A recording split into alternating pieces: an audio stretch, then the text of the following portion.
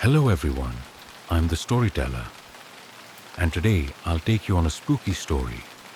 But don't worry, it will be a gentle and relaxing journey before you drift off to sleep. If you're looking for a tale that's just mysterious enough and gentle enough to relax to, then you've come to the right place. Now, find yourself a comfortable space, close your eyes, and let the story begin. Story 1. The Ghost of Ava. The night was thicker than I anticipated. A blackened void pressing down on the windshield of my car. I had a long drive ahead, but the alcohol from the church event still weighed heavy in my stomach, a familiar warmth pooling in my chest as I clutched the steering wheel. It wasn't that I couldn't handle a few drinks. I always prided myself on being the type who could hold his liquor. But tonight, it felt different. My vision blurred at the edges. A slight dizziness beginning to creep in. I should have stayed the extra hour. I should have just listened when the guys kept offering me another drink. But no, I was in a rush to get home. My wife, Megan, had made it clear she wanted me back to put the kids to bed. And I had promised. There's something about the end of a long day that makes you desperate to get home, even when it's the last place you want to be. I could hear their laughter, the joking, the clinking of glasses in the background as I excused myself from the bar. All right, I muttered under my breath, trying to keep my voice steady. Duty calls. My friends groaned as I left. But I didn't care. I had an obligation.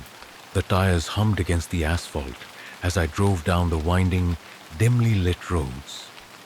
The streetlights flickering and casting strange, elongated shadows across the pavement. The night air felt suffocating. The coolness, unable to erase the heat of the alcohol, still seeping into my bloodstream. My mind wasn't fully present, but I kept glancing at the rearview mirror, expecting to see the familiar outline of my home's driveway. I leaned back in the seat, trying to focus on the road ahead. But then, out of nowhere, the headlights ahead seemed to come at me too fast. A curve was approaching. I swerved instinctively, my tires skidding as the car lost its grip. Panic spread through my chest like fire. I slammed my foot onto the brake, but the car didn't respond quickly enough. The crunch of metal was the last sound I heard before everything went black. I woke to the sound of screeching tires, the sound of my car's mangled body still ringing in my ears. My hands were shaking uncontrollably, my heart hammering in my chest. For a moment, I thought I had just swerved off the road, maybe hit a guardrail. But the realization came quickly.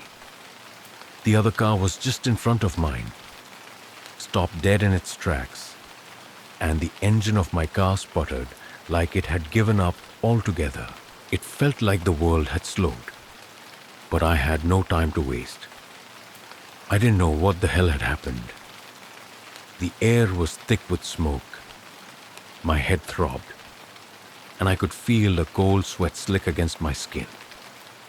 My seatbelt was tight against my chest, but I managed to undo it with trembling fingers.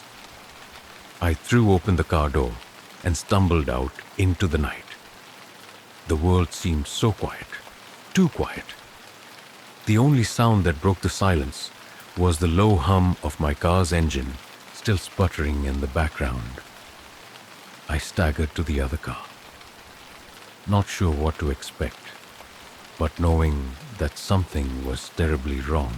The car in front of me was a small sedan.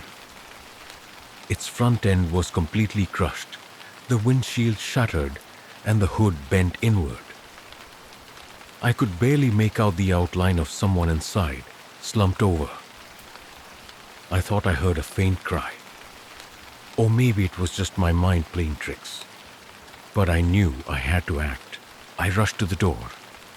The handle was cold in my hand, and I yanked it open. Inside, the smell of gasoline hit me, sharp and acrid. My heart dropped. The little girl inside, maybe 8 or 9, was motionless, her body unnaturally slumped over the steering wheel. I reached for her, hoping against all logic that she was still alive. But the blood staining the front of the car made me freeze in place. I looked at her. Her face was pale, covered in blood. But I knew her. I had seen her many times before. Ava, my daughter's friend. I had just dropped Megan and the kids off at her house earlier that evening. They were supposed to spend the night there while I attended the church event. Ava was just a little girl. Bright eyes, always smiling. Too young for any of this. My stomach twisted in knots and my vision began to spin. I pulled back from the car, feeling like I was going to suffocate. I had to get help. I needed to call 911. My hands fumbled in my pocket, pulling out my phone, but my fingers couldn't make contact with the screen. Everything was shaking, the world spinning, the weight of my actions finally hitting me. And then I saw it. There, lying next to the girl's lifeless form, was the necklace, my daughter's necklace. The one I had bought for her just last month, engraved with her initials, a present for her birthday.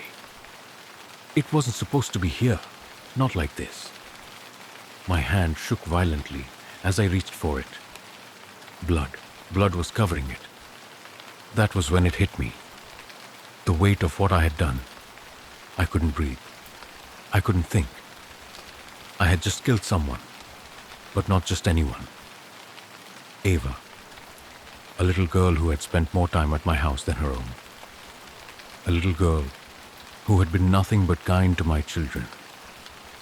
A little girl I had seen only hours ago, laughing in the yard, playing tag with Emma. I fell to my knees, my breath coming in short gasps as the full reality of what had happened crashed over me. My heart pounded in my chest, my throat closing as I tried to scream, but the sound was stuck in my chest. What had I done? What had I just done? I needed to move. I had to get out of there. I couldn't face the consequences of this. Not now, not like this. But even as I tried to leave, something kept pulling me back to that car, to the blood-stained seat, to the lifeless body of the little girl who would never walk again, never play with my children again. It wasn't just the crash. It wasn't just the guilt gnawing at my conscience.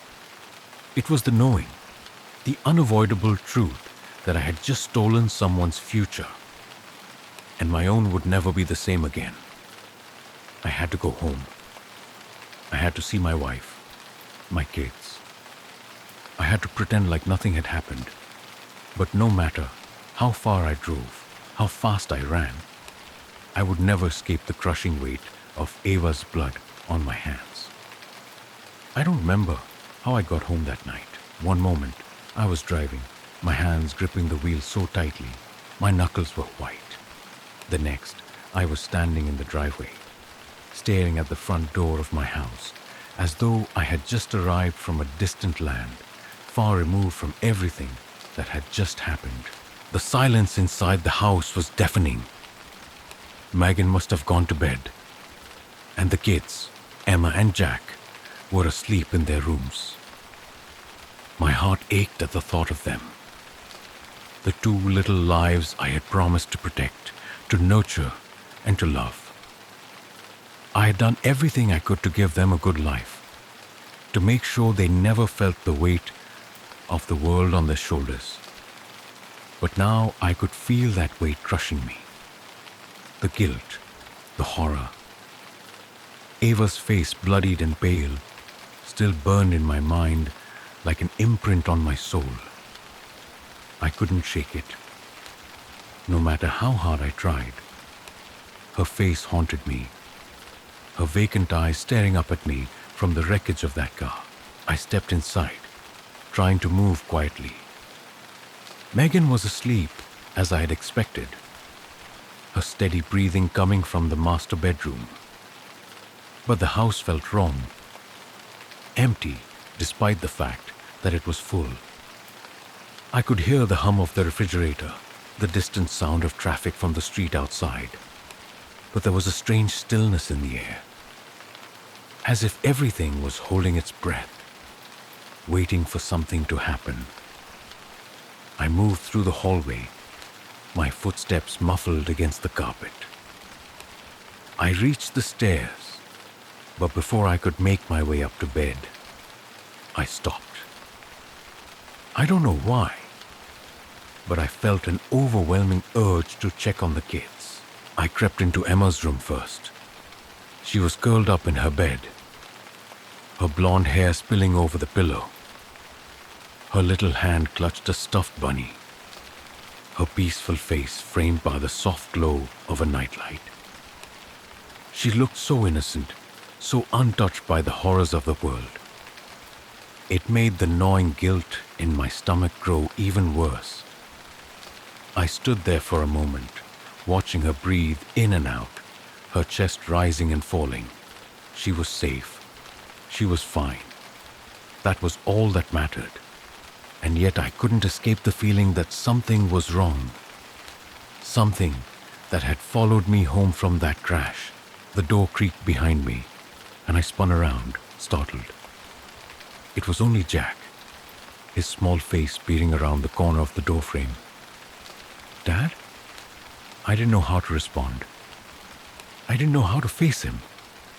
How to act like everything was okay, when the truth was anything but. Yeah, buddy? I said, forcing a smile. Jack, only 6, blinked sleepily at me. I heard a noise. I thought it was you. I could feel the chill of the night pressing in around me, the silence heavier now that Jack was standing there, his small form like a fragile thing caught in a storm. My heart raced. What was it? What was wrong with me? Why couldn't I stop thinking about what had happened? It's okay, Jack. Go back to bed. You're having a bad dream, I said, my voice barely above a whisper. He nodded, rubbing his eyes, and then, after a moment, he turned and walked back to his room. I couldn't help but watch him go, the weight of my mistake pressing down on me like a 1,000-pound stone. Ava was dead, a child, a little girl, and I had caused it. I had taken her future from her, just like that. I had taken it all in one reckless, thoughtless moment. I stood in the hallway for a long time after Jack closed his door, the darkness swallowing me whole. I wanted to go to bed, to forget. But I couldn't. I couldn't escape it. I could hear her now, faint at first, like a whisper on the wind, Ava's voice. At first, I thought it was my imagination, the guilt eating at me until it manifested in sounds I wasn't sure were real. But then, as I stood there in the dark, the sound grew clearer, a soft, gentle voice calling my name. John. I froze. It wasn't my mind playing tricks on me. I was sure of it. I turned slowly, my breath coming in shallow gasps. The hallway was empty. No one was there. John. The voice called again, closer this time. It echoed from somewhere deep within the house. I stumbled backward, my heart pounding in my chest. My eyes darted around the hallway, searching for any sign of life. But there was nothing. Just the emptiness, the silence. I had to get out of there. I had to leave. I couldn't stay in this house, surrounded by memories of what I had done. But then, as if the house itself was closing in around me, I saw her. Ava. Her small form standing at the far end of the hallway, bathed in the dim light from the street lamp outside. She was just standing there, watching me, her face pale and blank, as though she were waiting for something. I tried to speak, but the words caught in my throat. She was gone. She was dead. She couldn't be standing there. This wasn't real, but it was. I could see her clearly. Her hair messy and tangled, her bloodied clothes, the necklace. The same necklace that had been covered in blood at the crash site. It glinted in the dim light, just like it had in the wrecked car. "Ava?" I whispered, my voice shaking. She didn't move. She just stood there, her gaze locked on mine. Her lips didn't move, but somehow I could hear her voice again. "Why?" she asked, the single word hanging in the air between us like a weight. I stepped back, shaking my head. I didn't mean to. The words seemed hollow, empty. Ava's expression didn't change. She just watched me, her eyes wide, unblinking. Then, just as quickly as she had appeared, she was gone. I stood there in the hallway for what felt like an eternity. My body frozen in place. Had I imagined it? Had it all been in my mind, the guilt finally manifesting in some twisted hallucination? Or had she really been there? I didn't know anymore. I stumbled back to my room, my body heavy with exhaustion, my mind a swirl of confusion. I lay down on the bed, but sleep wouldn't come. Every time I closed my eyes, I saw her face. Ava, bloodied, silent, waiting for an answer. I had no answers for her. Only guilt. Only regret. The silence in the house pressed in on me, suffocating. There was no escape, no way to outrun what I had done. Ava was gone, but she would never leave me. I woke to the sound of my own heartbeat pounding in my ears. For a moment, I wasn't sure if I was still dreaming or if I had just woken up from a nightmare. I blinked at the ceiling, the shadows in the room stretching and swaying like they were alive. I wasn't sure when I had fallen asleep or if I had even truly slept at all. The air in the room felt heavy, thick with something I couldn't explain. I rubbed my eyes, my hand trembling as it moved over my face. It felt as though the weight of the world was pressing down on me. My stomach churned, a sickening pit of dread growing deeper with each passing second. Ava's face, those vacant, bloodied eyes, was burned into my mind. The image wouldn't leave, no matter how hard I tried to push it away. Every time I closed my eyes, I saw her standing there, waiting for me to answer, to atone, to somehow make it right. I didn't know how to fix it. There was no fixing it. The sound of the house creaking echoed through the walls, a soft, unnatural sound that made my skin crawl. I could hear the refrigerator hum, the quiet whir of the ceiling fan. But underneath it all, I could hear something else. Faint whispers, low and guttural, like a distant echo. It wasn't my imagination. The house was full of something that shouldn't be there. I had to get up. I had to do something, anything, to break the suffocating silence. I swung my legs over the side of the bed, the cold wooden floorboards making my feet feel like they were sinking into the earth.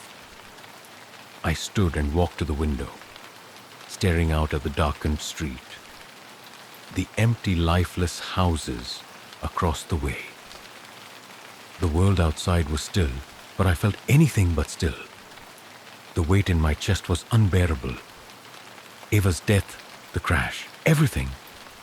It was all closing in on me. The reality of what I had done seemed to loom over me like a storm cloud, heavy and dark, ready to burst. I shook my head, trying to clear my thoughts. I needed to think. I needed to focus. But as I looked out at the street, a shadow caught my eye. I froze, my breath catching in my throat. There, standing on the sidewalk across the street, was a figure. A small figure.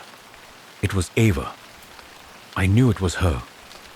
Her hair messy and wild, her blood-stained clothes, and that damn necklace. I blinked, trying to convince myself it was a trick of the light, the product of my overactive imagination. But when I opened my eyes again, she was still there, standing, watching. I couldn't breathe.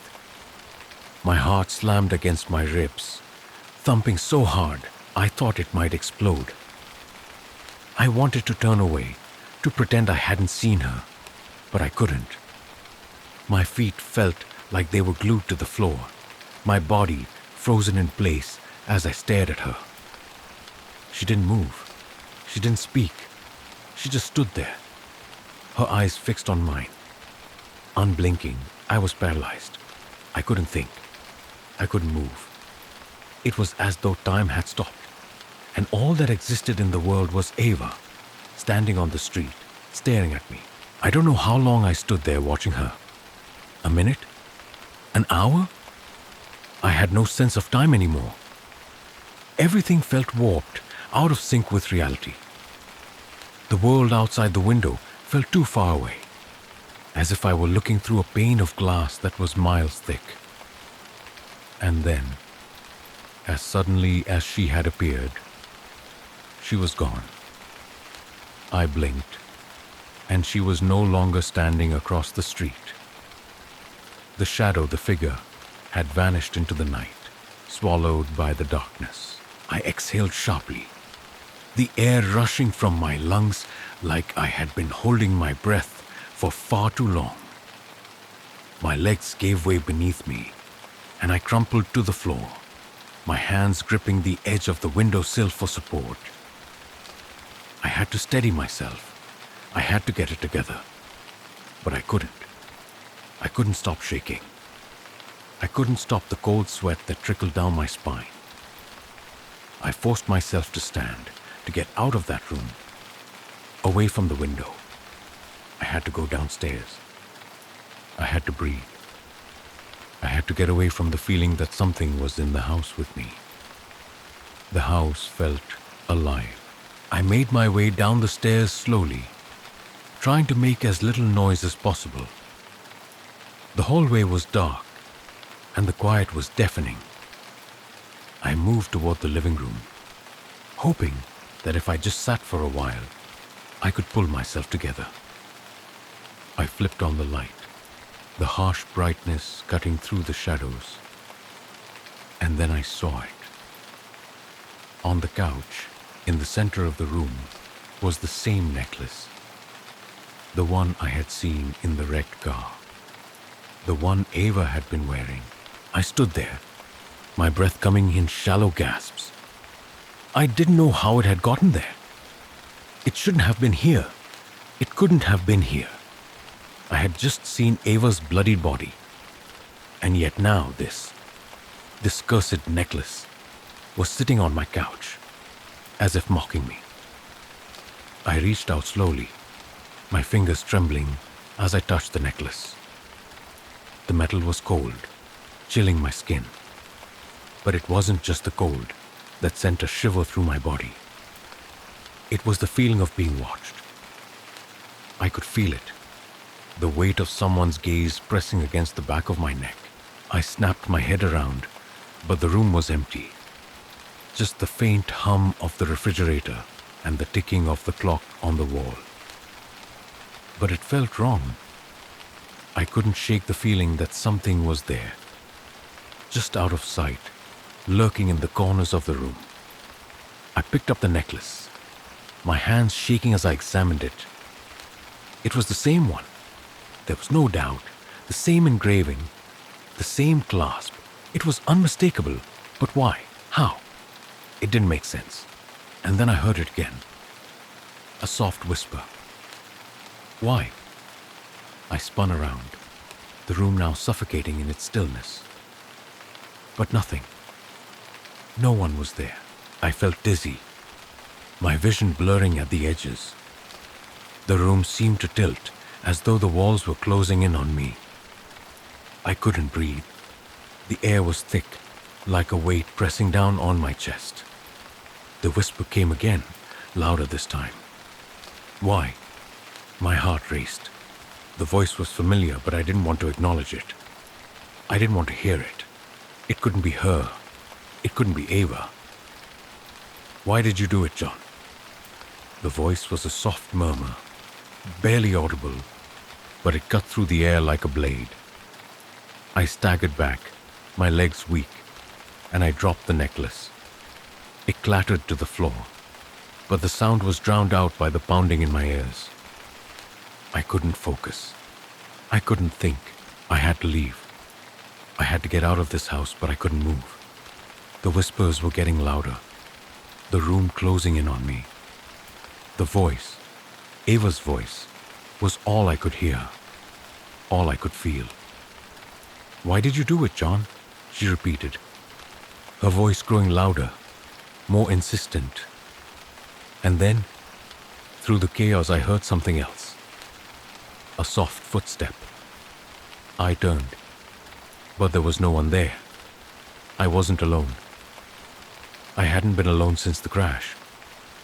And now, I was never going to be alone again. Story 2, The Silent Rule of the Witches. The wind howled through the trees outside, the rustling of leaves a constant reminder of the darkness that had long crept into this world.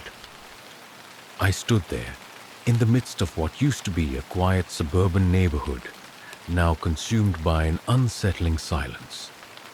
The house in front of me, Stephen's childhood home, looked as if it hadn't been touched in years. The once welcoming porch, adorned with the familiar swing that creaked on lazy summer days, stood empty. The window above the door, where I used to peer into his room, was now covered in dust. Obscured by the weight of time, I had never imagined that returning to this place would be like this. After all these years of searching, trying to piece together the fragments of a puzzle that had haunted my every waking moment, this was where it had led me. The house that had once been a sanctuary was now a tomb, both for the memories I could barely hold on to and the man I had once called my best friend. Stephen was gone, swallowed by something darker than any of us had known, and I was here, standing in front of the very house where it all began. The air felt thick, oppressive, as I stepped closer to the front door. I couldn't help but feel the weight of it all. The endless nights spent investigating, the cryptic messages I had uncovered, the faces that had come and gone. None of it had prepared me for the truth, and I was still uncertain if I was ready to face it. But I had no choice. I had to know. For Stephen, for all the others who had disappeared, whose names had been forgotten, whose faces had faded into obscurity, I reached for the door, my hand trembling slightly. It had been years since I last saw Stephen, since we last spoke, but I could still remember the day he vanished like it was yesterday. I was there. I saw him take that toy. A toy so innocuous, so harmless on the surface, yet something about it had always unsettled me. I couldn't place it at the time, but I knew something was wrong. It was a gift from his uncle, an old man with strange eyes who had always seemed just a little too interested in us. But it wasn't until the night Stephen went missing that I realized just how deep the darkness ran. I pushed the door open, the creak echoing through the empty house. The familiar scent of old wood and dust filled the air, a stark contrast to the sterile, cold feeling that seemed to hang in every corner. The hallway stretched before me, its once vibrant walls now faded and peeling. As I walked through the narrow passage, Memories of the days when Stephen and I used to run through these halls flooded my mind. It felt as though we had been children just yesterday, and yet so much had changed. I stopped in front of his bedroom door. It was ajar, a sliver of darkness spilling out from within. I could feel my pulse quicken as I pushed it open, my breath catching in my throat. The room was exactly as I remembered it, except for one thing: the toy. It sat in the center of the room, untouched, as if it had been waiting all these years for me to return. It was a small, intricately carved wooden figure of a clown. At first glance, it looked harmless, even charming. But there was something in the eyes, something cold and unnatural, that made my skin crawl. I could almost hear the faint laughter that had once echoed in my ears when I looked at it. It was then that I realized the truth. That toy had been the beginning of it all, the start of Stephen's descent into whatever nightmare had claimed him. I approached the toy cautiously, my mind racing as I tried to piece together the fragments of memory. It had been the night after he received it when everything started to change. Stephen had been different, distant, like someone had taken a piece of him and replaced it with something else. His eyes no longer shone with the same warmth I remembered. They were cold, empty. The toy had been his obsession, and from that moment on, he became obsessed with something else, something darker. I reached out and touched the toy, my fingers brushing against its smooth surface. It was cold, and for a split second, I thought I saw the faintest flicker of movement. But when I blinked, it was still. A chill ran down my spine as I pulled my hand back, staring at it in disbelief. I needed to know what had happened to Stephen. The toy had to be a part of it. There was no doubt in my mind. But the answers I sought were buried deeper than I could have ever imagined. The witches, the dark magic, the subtle influence they had on everything around us. It was all connected. And as I stood in that room, the weight of the truth began to settle in. This wasn't just about Stephen. It wasn't just about the children who had disappeared over the years, victims of some unknown force.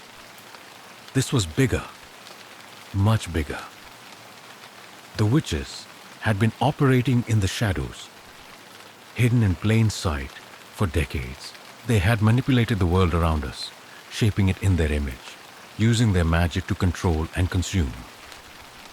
They had infiltrated every aspect of society: schools, media, government. It was all part of a larger plan, one that had begun long before I had ever even suspected it. I turned away from the toy, my heart racing in my chest. I couldn't do this alone. I needed help. Frederick had been a part of this from the beginning. He had always believed in the cause, even when I doubted it. He was the one person who understood the full extent of what we were up against. Together, we could fight back. But time was running out. The witches were getting stronger. They were no longer content to work in the shadows. They were ready to reveal themselves. And when they did, there would be no stopping them. As I stepped back into the hallway, I couldn't shake the feeling that something was watching me. Something was waiting, and I was running out of time to stop it. I took one last look at the house, the place where it all began, and turned away. There was no turning back now. The resistance was my only hope, and I had to make it count. For Stephen, for all the others, and for the future that was slipping away piece by piece into the hands of the witches. It was time to fight back. The drive back to my apartment was a blur. I couldn't stop thinking about Stephen, about that damn toy, and what it had done to him. The toy was never just a gift. It was a doorway, a gateway to something darker, something far beyond what I had imagined. And now, I was tangled up in it. As the city lights flickered by, I felt the weight of the decision I'd made. The old house, the memories, everything had shifted. I wasn't just an investigator anymore. I was a part of something that stretched further than my worst nightmares. And as much as I tried to deny it, I knew deep down I was already too far in to turn back. I pulled into the parking lot of my building and shut off the engine. The sudden silence in the car was suffocating, and for a brief moment, I couldn't shake the feeling that I wasn't alone. I glanced around, half expecting to see someone or something lurking in the shadows. But all I saw was the quiet stillness of the darkened lot. And yet I couldn't shake the unease that gnawed at my insides. It was as if the very air was holding its breath. I stepped out of the car, my boots crunching on the gravel as I walked toward the building. My apartment was on the 5th floor, a modest one-bedroom that barely felt like a home anymore. It had once been a sanctuary, a place to escape the chaos of my life, but now it felt like a prison. A place I couldn't leave, a place I didn't want to be. I fumbled with my keys, my mind racing as I unlocked the door. The moment I stepped inside, a cold draft hit me, making the hairs on my neck stand up. The apartment had that same stale, empty feeling that it always did. But tonight it was different. I had the distinct impression that something was wrong. The kind of wrong that couldn't be explained by logic. The air felt heavier. It was as if something was pressing in on me, suffocating me from all sides. I quickly moved through the dimly lit apartment, shutting the door behind me and bolting it. The light flickered once, then steadied, casting long shadows across the walls. I tossed my jacket on the couch and collapsed into an old armchair by the window. The city sprawled out before me, its lights blinking like distant stars. I tried to calm my breathing, but the thoughts wouldn't stop. The witches, everything I'd uncovered about them. It was too much to digest all at once. Yet I couldn't escape it. Every piece I'd uncovered only led me to more questions. And the deeper I went, the more dangerous it became. I thought of Frederick, my old friend, the one person I could count on in all of this. He had been there when we first stumbled upon the witches, back when it had all seemed like some wild conspiracy theory. Now it was all too real, too dangerous. If we didn't act soon, the witches would be unstoppable. And Stephen? He was just the first of many. I grabbed my phone, scrolling through the contacts until I found Frederick's name. The phone rang twice before he picked up. Philip. His voice was low, almost too calm. Did you find what you were looking for? I hesitated. I found something, but I'm not sure it's what I wanted to find. You're not making sense. What's going on? Frederick's tone shifted, the urgency in his voice unmistakable. I found the toy, the one Stephen had. It's still there in his room, and I stopped myself, swallowing hard. It's not just a toy. It's a part of something much bigger. I could hear him on the other end, moving round, the sound of papers shuffling. I told you, Philip. The witches, they've been here for decades. Their influence is everywhere. You're just beginning to see it now. I know, I whispered. But it's not just that.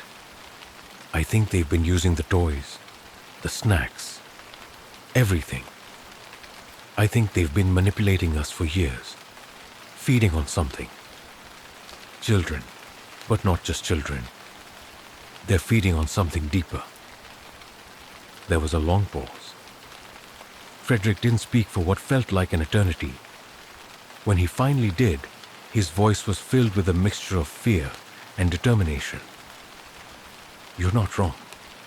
And now, we need to stop them before they can finish what they started. A chill ran down my spine. What do you mean finish what they started? You remember Project Ego, don't you? Frederick asked. The one we thought was just a legend. The one that started in 1982. I gripped the phone tighter. Of course I remember. But that's just a myth, isn't it? Something to scare people. I thought we had debunked it years ago. It was never a myth, Philip. The witches used Project Ego to test their control, to see how far they could push their magic. But it was never about just controlling children. It was about draining something far more powerful from them. Their life force. Life force? My mind reeled as I tried to make sense of it. Are you telling me it's not just children, Philip? It's humanity. They've been using us all along. We've been feeding their power, unknowingly, through everything we consume. The food, the media, the toys. And now, it's getting worse. We're on the brink of something far more dangerous. They've been waiting for the right moment, and I think that moment is now. The weight of his words settled in my stomach like a stone. I closed my eyes, trying to block out the horrific reality that was unfolding before me. We need to stop them, I muttered, the words barely a whisper. But how? You've already taken the first step, Frederick said. By looking at the toys, by uncovering the truth. Now, we need to expose them. Get the word out. But be careful. The witches aren't just powerful, they're patient. They've been controlling the narrative for so long, they know how to keep their secrets hidden. We need to find a way to expose them before it's too late. I felt a pang of guilt. What if I had already waited too long? What if Stephen had been lost forever because of my inaction? I thought about the resistance, about the small group that had formed over the years, each person dedicated to bringing down the witches and freeing the world from their grasp. But it felt like a losing battle. How could we stand a chance against something so deeply embedded in the fabric of our society? Frederick's voice broke through my thoughts. We're not alone in this, Philip. There are others out there. People who are starting to wake up to the truth. You're not fighting this alone. I took a deep breath, staring out at the city below. The familiar sight of the city skyline had never looked so alien to me. I realized then that the world I thought I knew, the world I had taken for granted, was gone. It was all a lie. The witches had been pulling the strings all along, and it was time to fight back. We'll need more people, I said quietly. We need to form a resistance, a real one. You're right, but remember, they're everywhere, and they're watching. The line went dead, and I sat in silence, the weight of the task ahead settling on my shoulders. The witches weren't just lurking in the shadows. They were in plain sight, controlling everything, manipulating us all. And I was going to make them pay for it. The rain began to fall in sheets, pounding against the windows of my apartment like an army of restless souls. I didn't care. The storm outside mirrored the chaos inside my head. A whirlwind of questions, memories, and the constant, gnawing fear that I was running out of time. The witches! How had they gotten this far? How had they built their empire, masked by the illusion of normalcy? Until it was too late for anyone to realize, I sat at my desk, the dim light of the desk lamp casting long shadows across the room. My fingers hovered over the keyboard as I stared at the screen. I had been researching for hours, combing through old documents, articles, and forgotten files, desperately trying to uncover any lead that could help me. The more I uncovered, the more it became clear that the witch's influence was far-reaching, extending into places I never would have imagined. Media, food, consumer products. They had infiltrated every corner of society, weaving their threads so carefully that they were practically invisible. But what had happened to Stephen? What had caused him to disappear? And why did that damn toy play such a pivotal role in it all? My thoughts were interrupted by a soft knock at the door. I froze. No one ever knocked at my door this late at night. It could be anyone. Or it could be them. I grabbed the flashlight from my desk drawer, my fingers trembling as I flicked it on. I couldn't afford to be careless. Not now. Not with everything that was at stake. I walked cautiously to the door, pressing my ear against it, listening for any sound, any movement that might suggest who was on the other side. Nothing. The knock came again, more insistent this time. My heart raced as I peered through the peephole. A shadow moved on the other side. It wasn't anyone I recognized, but I knew I couldn't ignore it. I opened the door just a crack, enough to see the figure standing in the hallway. It was a woman, pale, with dark hair, and a look in her eyes that was both desperate and knowing. "Philip Richter?" she asked, her voice barely above a whisper. "Yes," I answered cautiously. "Who are you?" "My name is Claire. I know who you are, what you've been investigating." She hesitated, glancing nervously over her shoulder before looking back at me. "I need to talk to you. It's important. There's not much time." I stepped back, unsure whether to let her in. But something in her voice, something in the way she looked at me, made me feel like I had no choice. I opened the door wider and allowed her inside. She glanced around quickly, almost as if she were afraid someone would see her, and sat down at the edge of my couch. I closed the door quietly behind her and took a seat across from her, my heart still pounding in my chest. "What is this about?" I asked, my voice hoarse. "I know what happened to your friend Stephen," she said, her eyes locking onto mine. "I know about the toy, and I know who's behind it." My blood ran cold at the mention of Stephen. I leaned forward, barely able to contain the flood of questions that was suddenly rushing to the surface. "Who are you? And how do you know about Stephen?" "My name is Claire," she repeated, her voice steady now. "I used to work for them, for the witches." My stomach twisted. "You were one of them?" She shook her head. "No, I wasn't a witch, but I was a part of their operation. I was an outsider, a pawn in their game, just like you are now." I frowned, trying to process her words. "What do you mean, just like me?" She glanced at the window, the rain tapping against the glass. "The witches, they don't just control the world in the ways you think. It's not just magic or spells. It's deeper than that. They use people, ordinary people, and they've been doing it for decades." I leaned back in my chair, trying to make sense of everything she was saying. How? How do they control people? Through the things we consume, Claire explained. Toys, food, media. It all starts small, with seemingly innocent things.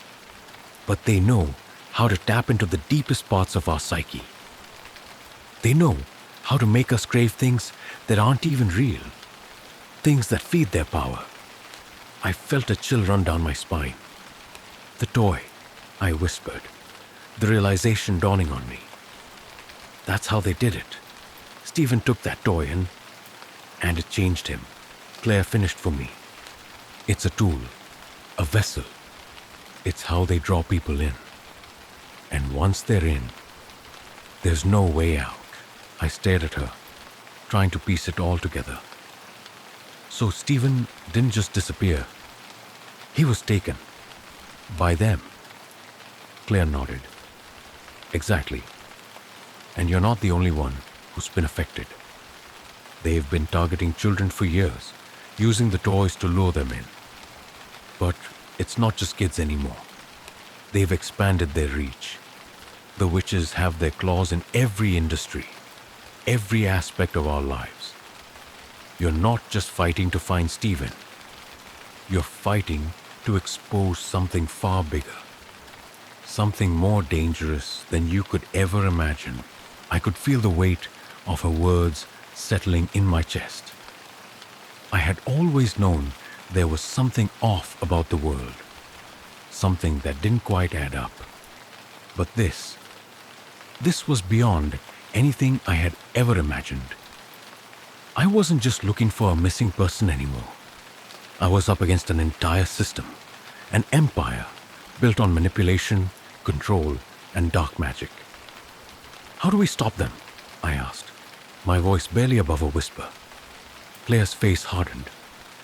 We don't, at least not alone. What do you mean? I demanded. We have to do something. We can't just sit back and... There's a network, she interrupted. A resistance. They've been fighting against the witches for years. But they're scattered, hidden. They've been waiting for someone like you to step up. Someone who knows the truth. But you need to act quickly. The witches are closing in. And if you don't expose them soon, they'll be unstoppable. I felt the weight of her words sink in like a stone in my gut. This wasn't just about Stephen anymore. This was about all of us. About everyone who had ever been touched by the witch's influence. The more I learned, the more I realized how deep their roots ran. They weren't just a threat. They were the architects of the world as we knew it. We need to find them, I said, determination building in my chest. We need to expose them before it's too late. Claire looked at me, her eyes filled with a mixture of fear and resolve. We will, but it won't be easy. The witches have eyes everywhere, and they won't stop until they've silenced everyone who knows the truth. I nodded. Then we fight, and we expose them, no matter what it takes. As the rain continued to fall outside, the storm felt like it was just beginning. And in the darkness of that moment, I realized something. The real battle was only just starting. The witches were everywhere, hidden in plain sight. But they were about to find out that they weren't the only ones who could work in the shadows. Story 3. The Ghost of Tottenham Road. I don't know what woke me up that morning. Maybe it was the dull, persistent ringing in my ears, or the strange emptiness that settled in my chest. I sat up in bed, my eyes bleary from the sleep that never quite felt complete, and ran my fingers through my disheveled hair. It was another morning, another day that would drag me through its mundane rhythm. But something felt off. I glanced toward the corner of the room where my burgundy wool beret usually sat on the small wooden chair. It wasn't there. My heart skipped a beat, and I rubbed my eyes, convinced it was some cruel trick My mind was playing on me, but the chair was empty. The beret had been my constant companion for years, ever since I bought it during that rainy winter in New York City. Eric, my husband, had laughed at me when I first put it on, calling it ridiculous, like something a Victorian novelist would wear. But I didn't care. It made me feel something comforting in a world that often felt cold and indifferent. It had become a part of me. "Eric?" I called out, my voice weak and unsure. The house was still. The kids, Dylan and Emma, were still asleep, thank God. Eric's deep snoring breaths were the only sound in the room. I climbed out of bed and padded toward the living room, searching every corner like a child looking for a lost toy. The beret wasn't there either. Maybe I had misplaced it. Maybe I had left it somewhere. Or perhaps it had fallen behind the couch. But no, I didn't think so. My gut told me something wasn't right. I could feel the odd weight in the air, a thickness in the stillness of the house, and the silence was unsettling, almost as if the walls themselves were watching me. The house had always been quiet, but today it felt different. There was something off about it. I moved through the rooms methodically, almost as if I were in a daze, my mind trying to piece together what was happening. But the more I searched, the more the oddness of the situation began to press down on me. I found myself standing at the front door, staring out the small window. The sky outside was a cold, metallic gray, clouds heavy. With the threat of rain, the wind had picked up, rattling the branches of the trees just beyond the yard. I tried to shake the feeling that something wasn't right, but it clung to me, gnawing at the edges of my thoughts. I stepped outside, my bare feet brushing against the damp concrete, and walked toward the road. The cool morning air was a welcome relief to my racing thoughts. The neighborhood was quiet, as it always was. The only sound, the low hum of distant cars. But as I walked, the world around me began to feel unfamiliar, like I was out of sync with it. The houses on either side of the street seemed to close in on me, their windows dark and lifeless. The smell of wet earth mixed with the faint scent of something metallic, something wrong. My mind raced, and I had to force myself to keep walking, to push through the strange sensation crawling beneath my skin. I reached the town center, the little strip of shops and cafes that had always felt like the heart of our small community. The cobblestone streets, the quaint old buildings, it all seemed so comforting and familiar. But today, it felt foreign. The air was thick, the silence oppressive. I found myself looking over my shoulder, convinced that someone was watching me. I stopped at the tailor to pick up Eric's trousers. The shopkeeper, an older man with a perpetually furrowed brow, greeted me with a brief nod. He handed over the neatly pressed trousers, his eyes briefly flicking to something behind me, though there was no one there. "Thank you," I said, my voice sounding strange in the quiet shop. As I left, the door creaked behind me, and I almost jumped, startled by the sound. I walked toward the cafe across the street. The warmth from the shop had dissipated, replaced by the chill that clung to the air. The cafe was always a place of refuge for me, a small corner of the world where I could sit with my thoughts and sip my coffee. But as I stepped inside, I immediately felt it. Something was off. The air inside was heavy, the usual chatter of customers, replaced by a stillness that felt suffocating. I ordered my usual a latte and sat at a small table near the window. The cafe was practically empty, save for a woman sitting at the counter. She was laughing, no, cackling. Her laughter was too loud, too sharp. It echoed in the quiet space, unsettling and out of place. I glanced at her and my stomach dropped. She was holding something in her hands. My old diary. The one I had kept when I was a teenager. The one Eric had never seen. The one that I had packed away years ago, ashamed of its contents. She flipped through the pages as she laughed. The expression on her face distorted, as if it was someone else's face wearing her skin. I felt my breath catch in my throat. The woman's eyes locked onto mine, and for a split second, I could have sworn I saw recognition in her gaze. She smiled, but it wasn't a smile I recognized. It was a smile that twisted something deep inside me, something primal and terrified. I looked away quickly, my hands trembling as I wrapped them around my coffee cup. I couldn't shake the feeling that this woman was somehow connected to me, to my life. But how? Why was she holding my diary? And why did it feel like everything around me was warping into something unrecognizable? I had to leave. I stood up abruptly, my chair scraping loudly against the floor. The woman's laughter stopped immediately, and I could feel her eyes burning into my back as I hurried out of the cafe. The door slamming behind me with a force that startled even me. As I stepped outside, the world seemed to collapse inward.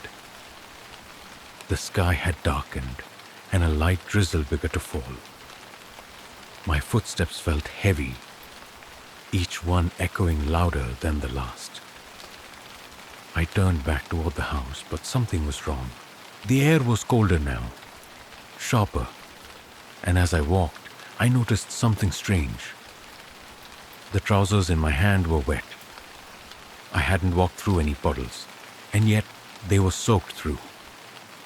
I looked up at the sky, but it was still only drizzling lightly. It made no sense. I reached my front door, my heart pounding in my chest.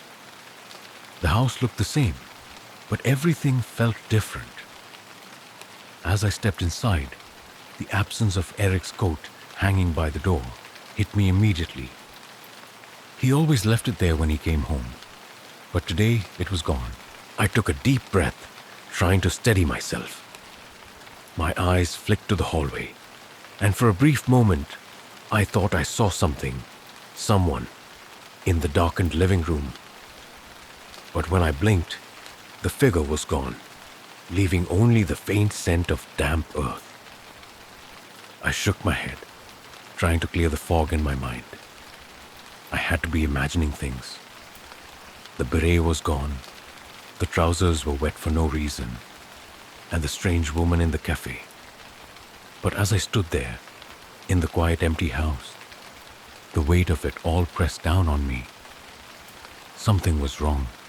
Something had changed, and I didn't know how to fix it. I could feel it now, crawling at the edges of my consciousness like a whisper from the past that I couldn't quite understand. Something was coming, something that would tear apart everything I thought I knew about my life. I only hoped I could figure out what it was before it was too late. I don't know what woke me up that morning. Maybe it was the dull, persistent ringing in my ears, or the strange emptiness that settled in my chest. I sat up in bed, my eyes bleary from the sleep that never quite felt complete, and ran my fingers through my disheveled hair. It was another morning, another day that would drag me through its mundane rhythm. But something felt off. I glanced toward the corner of the room where my burgundy wool beret usually sat on the small wooden chair. It wasn't there. My heart skipped a beat, and I rubbed my eyes, convinced it was some cruel trick my mind was playing on me. But the chair was empty, The beret had been my constant companion for years, ever since I bought it during that rainy winter in New York City. Eric, my husband, had laughed at me when I first put it on, calling it ridiculous, like something a Victorian novelist would wear. But I didn't care. It made me feel something comforting in a world that often felt cold and indifferent. It had become a part of me. "Eric," I called out, my voice weak and unsure. The house was still. The kids, Dylan and Emma, were still asleep, thank God. Eric's deep snoring breaths were the only sound in the room. I climbed out of bed and padded toward the living room, searching every corner like a child, looking for a lost toy. The beret wasn't there either. Maybe I had misplaced it. Maybe I had left it somewhere. Or perhaps it had fallen behind the couch. But no, I didn't think so. My gut told me something wasn't right. I could feel the odd weight in the air, a thickness in the stillness of the house, and the silence was unsettling, almost as if the walls themselves were watching me. The house had always been quiet, but today it felt different. There was something off about it. I moved through the rooms methodically, almost as if I were in a daze, my mind trying to piece together what was happening. But the more I searched, the more the oddness of the situation began to press down on me. I found myself standing at the front door, staring out the small window. The sky outside was a cold, metallic gray, clouds heavy with the threat of rain. The wind had picked up, rattling the branches of the trees just beyond the yard. I tried to shake the feeling that something wasn't right, but it clung to me, gnawing at the edges of my thoughts. I stepped outside, my bare feet brushing against the damp concrete, and walked toward the road. The cool morning air was a welcome relief to my racing thoughts. The neighborhood was quiet, as it always was. The only sound, the low hum of distant cars. But as I walked, the world around me began to feel unfamiliar, like I was out of sync with it. The houses on either side of the street seemed to close in on me, their windows dark and lifeless. The smell of wet earth mixed with the faint scent of something metallic, something wrong. My mind raced, and I had to force myself to keep walking, to push through the strange sensation crawling beneath my skin. I reached the town center, the little strip of shops and cafes that had always felt like the heart of our small community. The cobblestone streets, the quaint old buildings, it all seemed so comforting and familiar. But today, it felt foreign. The air was thick, the silence oppressive. I found myself looking over my shoulder, convinced that someone was watching me. I stopped at the tailor to pick up Eric's trousers. The shopkeeper, an older man with a perpetually furrowed brow, greeted me with a brief nod. He handed over the neatly pressed trousers, his eyes briefly flicking to something behind me, though there was no one there. "Thank you," I said, my voice sounding strange in the quiet shop. As I left, the door creaked behind me, and I almost jumped, startled by the sound. I walked toward the cafe, across the street. The warmth from the shop had dissipated, replaced by the chill that clung to the air. The cafe was always a place of refuge for me, a small corner of the world where I could sit with my thoughts and sip my coffee. But as I stepped inside, I immediately felt it. Something was off. The air inside was heavy, the usual chatter of customers, replaced by a stillness that felt suffocating. I ordered my usual, a latte, and sat at a small table near the window. The cafe was practically empty, save for a woman sitting at the counter. She was laughing. No, cackling. Her laughter was too loud, too sharp. It echoed in the quiet space, unsettling and out of place. I glanced at her, and my stomach dropped. She was holding something in her hands. My old diary. The one I had kept when I was a teenager. The one Eric had never seen. The one that I had packed away years ago, ashamed of its contents. She flipped through the pages as she laughed. The expression on her face distorted, as if it was someone else's face wearing her skin. I felt my breath catch in my throat. The woman's eyes locked onto mine, and for a split second, I could have sworn I saw recognition in her gaze.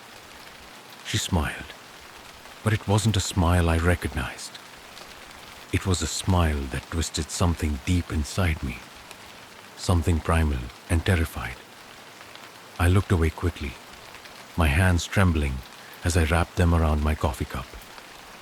I couldn't shake the feeling that this woman was somehow connected to me, to my life. But how? Why was she holding my diary? And why did it feel like everything around me was warping into something unrecognizable? I had to leave. I stood up abruptly, my chair scraping loudly against the floor. The woman's laughter stopped immediately, and I could feel her eyes burning into my back as I hurried out of the cafe. The door slamming behind me with a force that startled even me. As I stepped outside, the world seemed to collapse inward. The sky had darkened, and a light drizzle began to fall. My footsteps felt heavy, each one echoing louder than the last. I turned back toward the house, but something was wrong. The air was colder now, sharper, and as I walked, I noticed something strange. The trousers in my hand were wet. I hadn't walked through any puddles, and yet they were soaked through. I looked up at the sky, but it was still only drizzling lightly. It made no sense. I reached my front door, my heart pounding in my chest.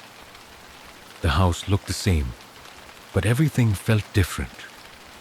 As I stepped inside, the absence of Eric's coat hanging by the door hit me immediately. He always left it there when he came home, but today it was gone. I took a deep breath, trying to steady myself. My eyes flicked to the hallway, and for a brief moment, I thought I saw something, someone, in the darkened living room. But when I blinked, the figure was gone, leaving only the faint scent of damp earth. I shook my head, trying to clear the fog in my mind. I had to be imagining things. The beret was gone, the trousers were wet for no reason, and the strange woman in the cafe. But as I stood there, in the quiet, empty house, the weight of it all pressed down on me. Something was wrong. Something had changed. And I didn't know how to fix it. I could feel it now, crawling at the edges of my consciousness, like a whisper from the past that I couldn't quite understand. Something was coming. Something that would tear apart everything I thought I knew about my life. I only hoped I could figure out what it was before it was too late. The morning after I returned home, I still couldn't shake the strange events from the day before. My mind refused to let go of the unease that had begun to fester in my thoughts. I tried to tell myself that it was nothing, just the weight of too many sleepless nights, the stress of everyday life. But deep down, I knew it was more than that. It started with the beret, the one I had worn for so many years, the one I'd held on to through every odd phase of my life, through every family argument, every quiet morning, and every long, lonely walk. It had simply vanished. And now, it wasn't just that. Something was wrong with everything. With me. The house was quiet as I stood at the kitchen counter, staring at the cup of coffee that had gone cold in front of me. I hadn't slept well, not since the cafe, not since the woman in the corner, the woman holding my diary, the woman who had looked at me as though she knew me. No, as though she knew everything about me, about my past, about things I had forgotten. I could still see her face when I closed my eyes. A grotesque, exaggerated version of a smile twisted her features like something out of a nightmare. But worse than that, her eyes, the way they locked with mine. It was a look of recognition, of knowing something I didn't. I shook the thought away and grabbed my coat from the rack by the door. It was late in the afternoon, and the air outside had turned heavier, a thick layer of fog settling over the town like a blanket. I needed to clear my head. I needed to walk, to feel like I wasn't trapped inside my own mind. I left the house, locking the door behind me. As I stepped onto the porch, the wind bit at my skin, sending a shiver through me. The fog was suffocating. It blurred the edges of the houses and streetlights, turning everything into shapeless shadows. The town looked like a ghost of itself, its usual charm stripped away. I walked down the street toward the park, the only place that usually gave me peace. But today, the park felt wrong too. The benches were empty, the trees heavy with mist, their branches swaying in the wind like skeletal arms reaching out for something, someone. It was when I reached the old stone fountain that I first noticed something strange. The ground around it was wet, but there hadn't been any rain. I bent down, my fingers brushing the damp stone, and I froze. The wetness wasn't just from the mist. It was as if someone had poured water there. But who? And why? The unsettling sensation I'd felt in the cafe returned, creeping back into my chest. The feeling of being watched, of something lurking just beyond my vision. I quickly straightened up and turned to leave. But that's when I saw it. Across the park, just beyond the trees, a figure stood in the fog. At first, I thought it was a trick of the mist, a shadow playing with my mind. But as I took a step forward, the figure moved, its outline becoming clearer. It was a woman, the same woman from the cafe, the one who had held my diary. I froze, my heart pounding in my ears. I couldn't see her face clearly through the fog, but I knew it was her. The hair, the posture, the strange way she stood as though she were waiting for something. Or someone. I stepped back, my breath coming in quick bursts. My instincts told me to run, to get as far away from her as possible. But my feet refused to move. It was as if my body was frozen in place, caught between fear and something else, something I couldn't name. The woman didn't move toward me. Instead, she simply stood there, her figure slowly fading into the mist. After what felt like an eternity, I turned and fled, not daring to look back. I didn't stop until I reached home, my legs aching from the frantic pace I had set. I slammed the door behind me, leaning against it as I tried to steady my breathing. The house felt strangely empty, like it had been drained of life, of warmth. Eric hadn't come home yet, and the silence inside felt oppressive, as if it were closing in on me. I moved through the house, my footsteps echoing on the wooden floors. The kitchen, the living room, everything was exactly as I'd left it. But the air seemed different. The atmosphere thick with something I couldn't name. I needed to do something, anything, to distract myself from the growing tension in my chest. I found myself standing in front of the mirror in the hallway, staring at my reflection. My eyes were bloodshot from lack of sleep, my face pale and drawn. But it wasn't just my appearance that troubled me. It was the feeling that something was wrong, that I wasn't quite myself anymore. I reached up and touched my hair, brushing it away from my face. That's when I saw it. On the edge of my reflection, just behind me, was a shadow, a figure standing in the hallway.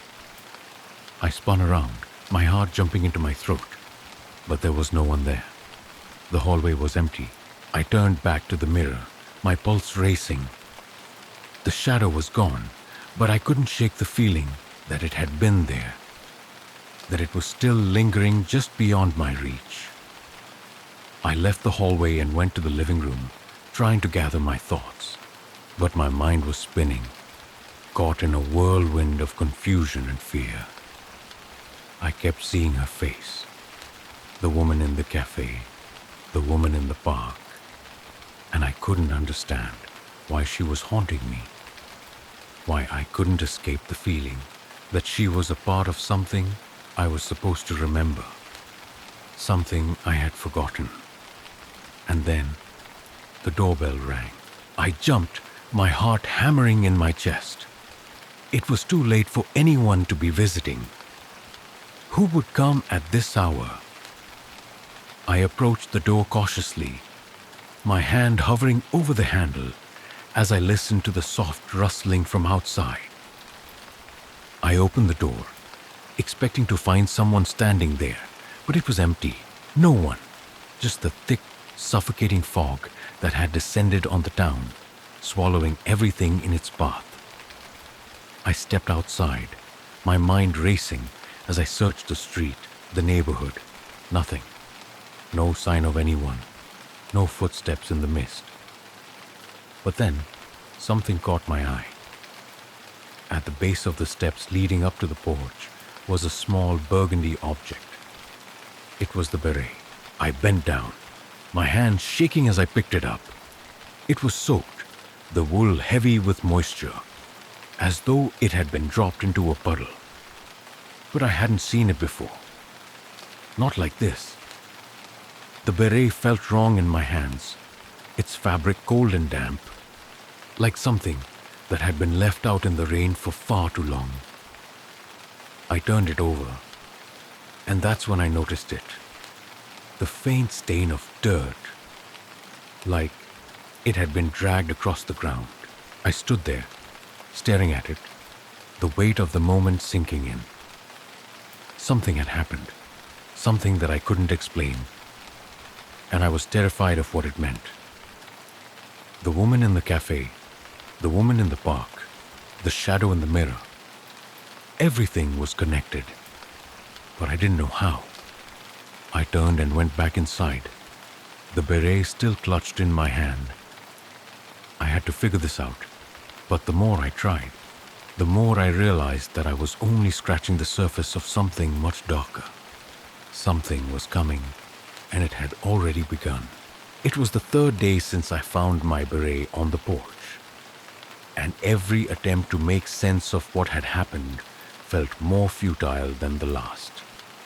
The fog, which had yet to lift, seemed to press in on me, making everything feel suffocating, like the town itself had been trapped in a forgotten moment of time. Each hour passed in a haze, the world outside appearing muted and detached, as though I were watching it through a veil. The house had grown heavier with every passing day. Eric still hadn't come home, and I hadn't spoken to him since he left for work that morning. My anxiety gnawed at me in ways I couldn't describe, a constant buzzing under my skin. I couldn't focus on anything for long. I tried to read, but the words blurred together. I tried to clean, but the house only felt more disordered the more I tried to put it in order. But the beret, it was always the beret. No matter how hard I tried to push it from my mind, it kept coming back to me, pulling me deeper into the black hole of confusion and dread. I had to understand. I had to know why it had returned, why it had appeared in such a strange, unsettling way. I couldn't shake the image of the woman in the cafe, her grotesque laughter echoing in my mind. Her eyes, twisted in that strange, unnerving way, haunted me at night when I tried to sleep. And yet, despite the overwhelmed dread that clung to my every thought, I found myself unable to forget the strange connection I felt with her, as if she had been part of something I was supposed to remember, something that had been buried long ago. But what? I needed to find out. I needed answers, even if it meant venturing into places that had long since been forgotten. That afternoon, I decided to take a walk. The air was colder than it had been, and the mist had thickened even more, swallowing up the street lights in a muted, grey fog. The town seemed empty, devoid of life, as if it were frozen in time, waiting for something. The trees along the sidewalk creaked in the wind, their bare branches swaying like skeletal arms reaching out for something or someone. I made my way through the town center, each step heavy with the weight of my thoughts. The shops were all closed, their windows dark and empty. The street was eerily quiet, the only sound the crunch of my shoes against the wet pavement. It was like I was the only person left in the world. I passed the old bookstore, the one I used to visit when I was younger. It had always been my sanctuary, a place where I could lose myself in stories that took me far away from the troubles of my life. But today, even the bookstore seemed different. The window was dark, the sign slightly crooked, as though it hadn't been touched in years. I stood there for a moment, staring at the door. A strange pull urged me to go inside, to see if anything had changed, to uncover whatever it was that had been buried under the weight of time. I pushed the door open, the familiar creak of the hinges sending a shiver down my spine. The inside was dimly lit, the shelves cluttered with dust-covered books. It smelled of old paper and wood, the scent of forgotten things. The air was stale, thick with the remnants of memories. I stepped further inside, my footsteps muffled on the carpeted floor. The place felt abandoned, as if no one had set foot in it for years. But there was something strange about it. The quiet was oppressive, and the shadows seemed to stretch unnaturally, like they were alive, waiting for something. I wandered through the aisles, running my fingers along the spines of the books. But I wasn't really looking for anything. My mind was elsewhere, back at the cafe, with that woman, with my lost beret. And then, as I turned the corner, I saw her. A book. It was old, its cover faded with age, and the title was nearly illegible. But it was there, sitting on the shelf, as if it had been waiting for me. I reached for it instinctively, the spine cracking slightly as I pulled it from the shelf. The moment my fingers touched it, I felt a strange surge of energy, like the air had shifted around me. I flipped it open, and a rush of old memories flooded my mind. Memories of my childhood, of times I had long since buried. The words on the pages seemed to jump out at me, each one a forgotten piece of a puzzle I had never realized I was trying to solve. It was a journal, a diary, just like the one the woman had been holding in the cafe. But this one was mine. I couldn't explain why, but I felt a chill run through me as I read the first few lines, written in my own hand from a time I couldn't remember. The words were full of confusion, fear, and a strange sense of loss. It was as if I had written them in a state of panic, not knowing who or what I was running from. But the strangest part was what came next. The entries started to shift, their tone growing darker. The words became jagged, almost frantic, as though I was trying to convey something I couldn't put into words. And then, at the end of one entry, there was a name. Eric. I felt my stomach twist. I had no memory of writing this, no recollection of ever putting these words on paper. But there it was, a name I knew too well, a name that was now tied to something I couldn't understand. I turned the page, eager to uncover more, but what I found instead made my blood run cold. The next page was blank, save for one word written in bold, heavy strokes. Run. I slammed the book shut, my heart pounding in my chest. My head was spinning. I couldn't think straight. I needed to leave. I needed to get out of here. But as I turned to head for the door, something stopped me. There, standing in the doorway of the bookstore, was the woman from the cafe. Her face was twisted in a grotesque smile, her eyes wide and unblinking as she stared at me. For a moment, I couldn't move. It was as if the room had gone still, frozen in time. But then, the spell broke, and I turned, running out the door without looking back. I didn't stop until I was back home, the book still clutched tightly in my hands. My breath was ragged, my heart pounding so loudly in my chest that it drowned out everything else. I slammed the door behind me, bolting it shut, and collapsed against it, my hands shaking.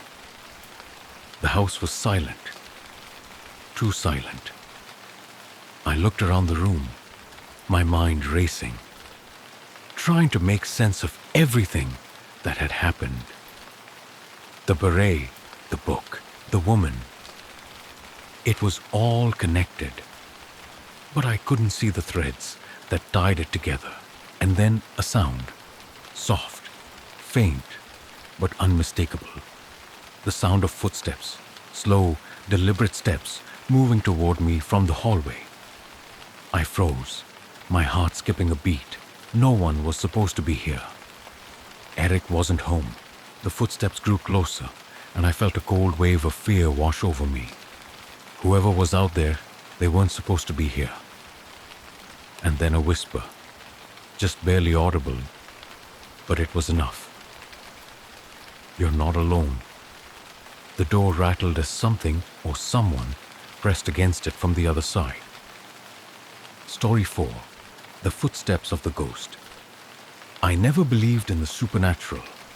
In fact, I always dismissed it, chalking up every eerie noise or shadow to the logical explanations of bad wiring, drafts, or, at worst, an overactive imagination. I mean, I'd heard all the stories about haunted houses, cursed objects, and flickering lights, but they always seemed like exaggerated tales, people told to keep themselves entertained. But that was before I started living in Dana's house. Dana and I had been together for just over 6 months. Her son, Liam, was 8 years old, and though I'd heard about his vivid imagination before I moved in, nothing could have prepared me for the things I would experience in this house. It was a quaint, 2-story home in a quiet suburban neighborhood on the edge of town, surrounded by trees that seemed a little too dark at night, and streets that were eerily still after sunset. Dana's place had its charm. Creaky wooden floors, cozy rooms, and a backyard full of overgrown grass. But something about the atmosphere always felt off. And it wasn't until a week after I moved in that I realized it wasn't just me feeling this way. Liam had been talking about the man in his room for days. At first, I didn't pay much attention to his claims. Kids are prone to wild stories, especially when they've got an active imagination, like Liam's. He had a habit of talking about things that weren't there. Monsters, aliens, and creatures under the bed. I chuckled at it, even played along a little, telling him that if there were monsters in the house, I'd take care of them. One night, though, everything changed. It was a typical evening, Dana and I sitting on the couch, watching a movie. Liam had been unusually quiet, but I figured he was just tired. Around 11 p.m., Dana and I were deep in a conversation when we heard the soft sound of footsteps on the stairs. They were slow, hesitant, and unmistakably coming from Liam's room. At first, I thought it was just him coming down to get a drink or use the bathroom. But when the footsteps stopped at the bottom of the stairs, I glanced over at Dana. Her face had gone pale. "Liam?" she called softly, but there was no response. She hesitated for a moment before getting up and walking towards the stairs. I followed her, unsure of what was happening. When we reached his room, Dana opened the door slowly, peeking inside. Liam was sitting upright in his bed, his blanket twisted around him. His wide eyes locked onto hers, and he didn't speak. "What's wrong, buddy?" Dana asked gently. "I heard him again," Liam said, his voice barely a whisper. "The man. He was standing by my window." I could feel the hairs on the back of my neck stand up. "What man?" I asked, trying to sound calm, though my own unease was starting to bubble up. "The shadow man," Liam muttered, his eyes darting toward the corner of his room. He looked terrified, but I still couldn't shake the thought that it was just a figment of his imagination. Children tend to get scared of things they don't understand. "He's always in my room at night. He doesn't let me sleep." I gave Dana a quick look. She looked just as confused as I was, though I could see the worry in her eyes. I stepped into the room and knelt beside Liam's bed. "Hey buddy, listen. There's no such thing as a shadow man. It's just your mind playing tricks on you. You've been having bad dreams, that's all." Liam didn't respond. His eyes didn't leave the corner of the room, and I noticed that his breathing had become shallow, uneven. "He's real," Liam whispered, his voice cracking. I shook my head, trying to dismiss the irrationality of the situation. "Liam, there's nothing there. See, no one's here." I turned on the light, searching the room with a calm demeanor, but deep down, something didn't feel right. I glanced at the closet, the space under the bed, and the window. Nothing was out of place. Still, Liam wasn't convinced. Dana knelt beside him, wrapping her arms around his shoulders. "We'll leave the door open tonight. You'll be safe. No more bad dreams, okay?" But as I stepped out of the room, I couldn't shake the feeling that something was off.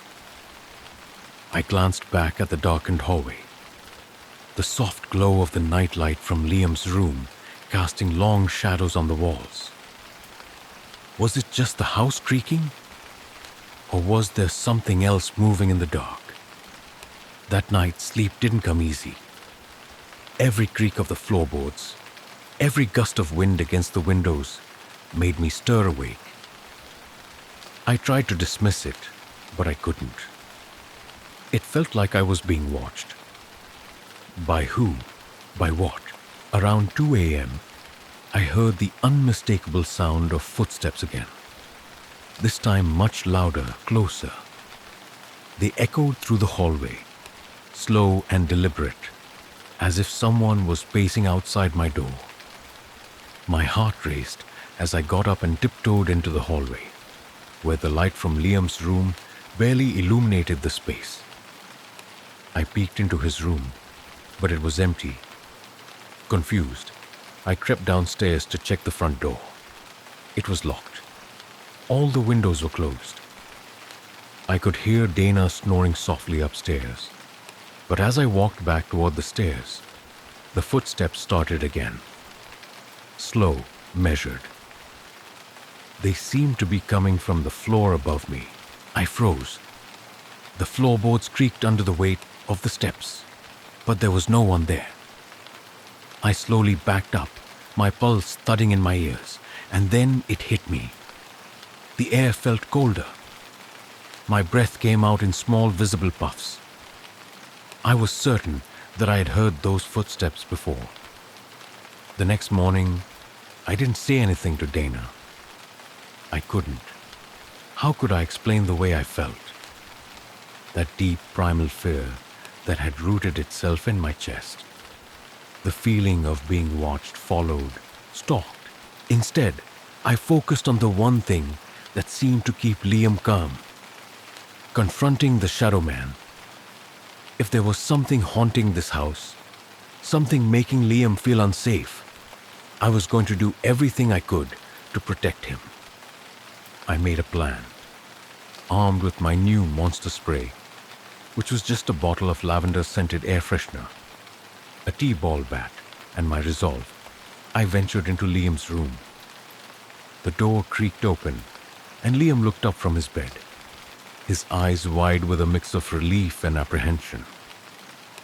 "It's going to be okay, kiddo," I said, trying to sound reassuring. "I'm going to take care of this." Liam's lips trembled as he nodded, though his gaze never left the corner of the room. With a deep breath, I opened the closet, swung the bat around the room, and sprayed the monster spray everywhere, muttering nonsense words like I was casting a spell. But even as I stood there, triumphant, a shiver ran down my spine. I wasn't sure what I was protecting us from, but something inside me whispered that I wasn't alone in that room. And then, just as I was about to leave, something caught my eye. Strange muddy footprints, leading from Liam's room down the hallway. The hair on the back of my neck stood up. I didn't tell Dana about the muddy footprints. There was no point. How could I explain them? I'd already made a fool of myself, trying to convince Liam that his fear was just his imagination. And now, here I was, chasing shadows, literally. But as I stood in the hallway, looking at the prints that led from Liam's door to the staircase, I couldn't help but feel a knot tighten in my stomach. Something was wrong, deeply wrong. The prints weren't just any muddy footprints. They were deep, almost as if they had weight behind them, like someone had walked barefoot through the house in the dead of night. And the strange thing, they didn't start from the front door or the windows. They started in Liam's room, and they weren't there earlier. I was certain of it. I had checked before I went to bed. I followed the footprints cautiously, as if I were walking through a minefield.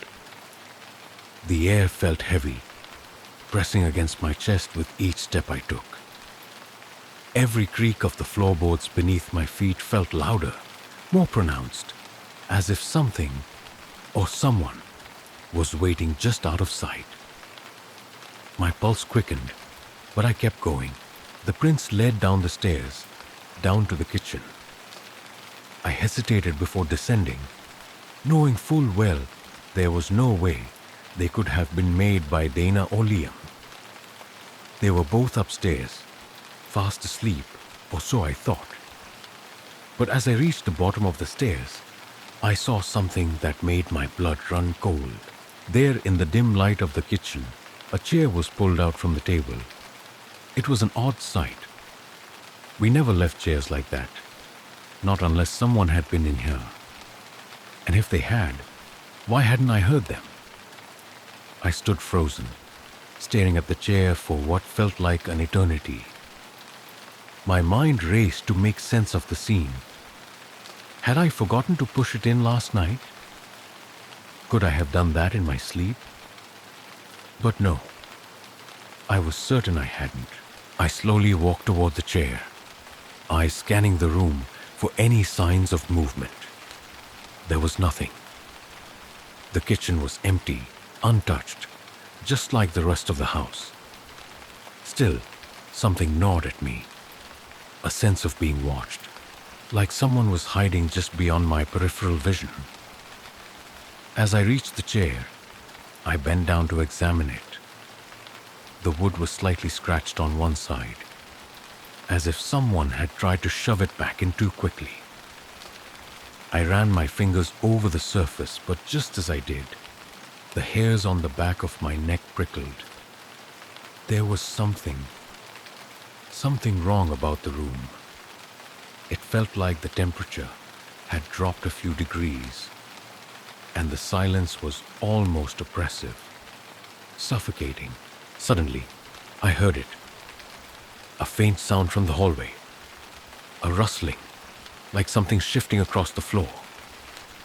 I spun around, my heart hammering in my chest. My breath caught in my throat as I tried to make out the noise in the darkness.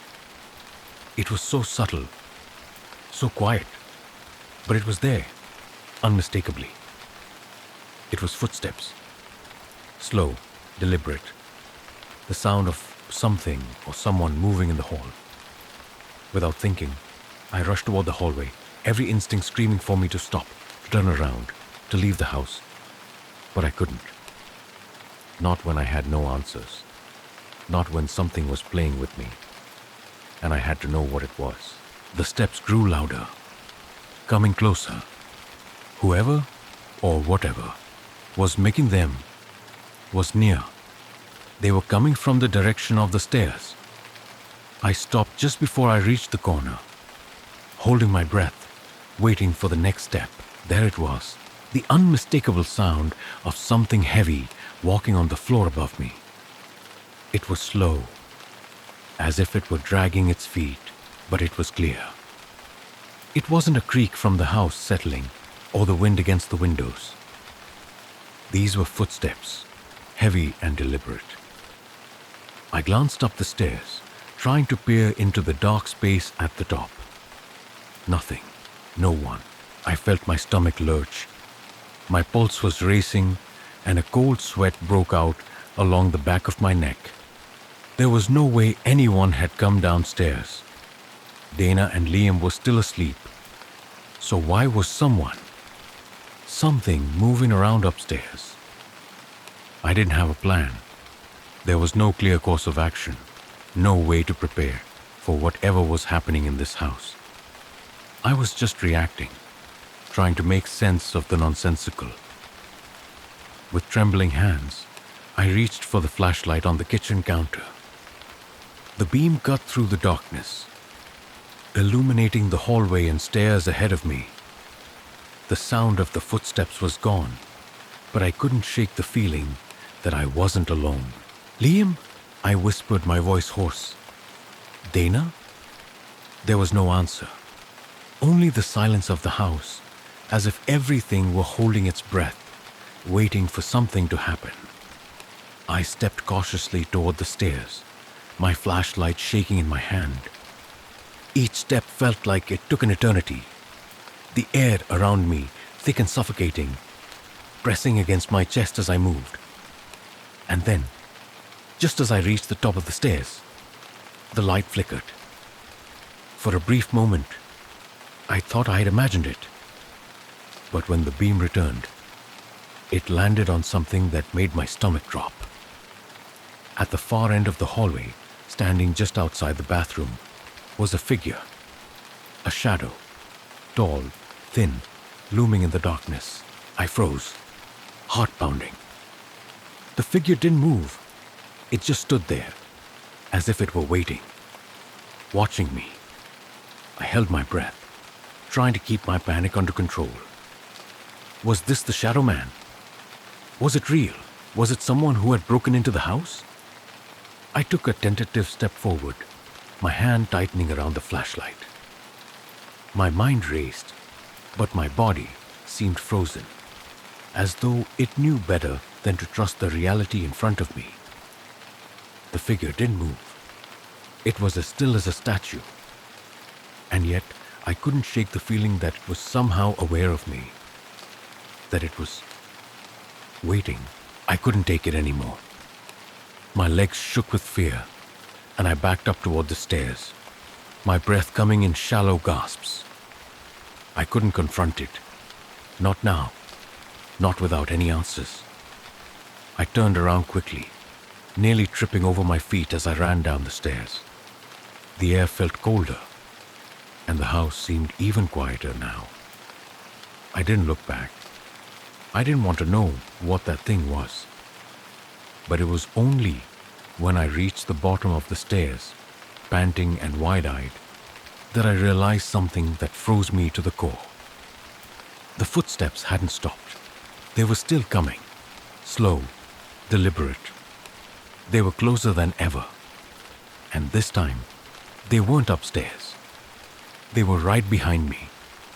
I spun around, but there was no one there, only the empty hallway. I didn't know how much longer I could keep going. I can't remember the last time I slept. Not properly, anyway. It's been days now, nights spent wide-eyed, waiting for the next unsettling sound to slice through the silence. Every night, it's the same thing. The footsteps, slow, deliberate, never ceasing. But tonight felt different.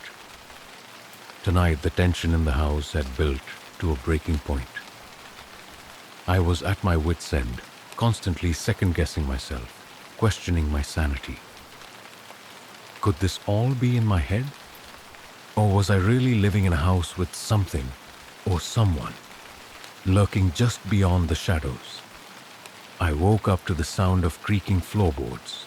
The night was eerily still, the air thick with the familiar coldness that had settled over the house since the first night the footsteps had started. I lay frozen in bed, listening intently. The creaking came from the hallway, followed by the faintest sound of something scraping against the wall. I wanted to believe it was just the house settling, but it was so deliberate, too precise, too calculated to be a random noise. I slowly sat up in bed, heart hammering in my chest. My hand instinctively reached for the flashlight on my nightstand.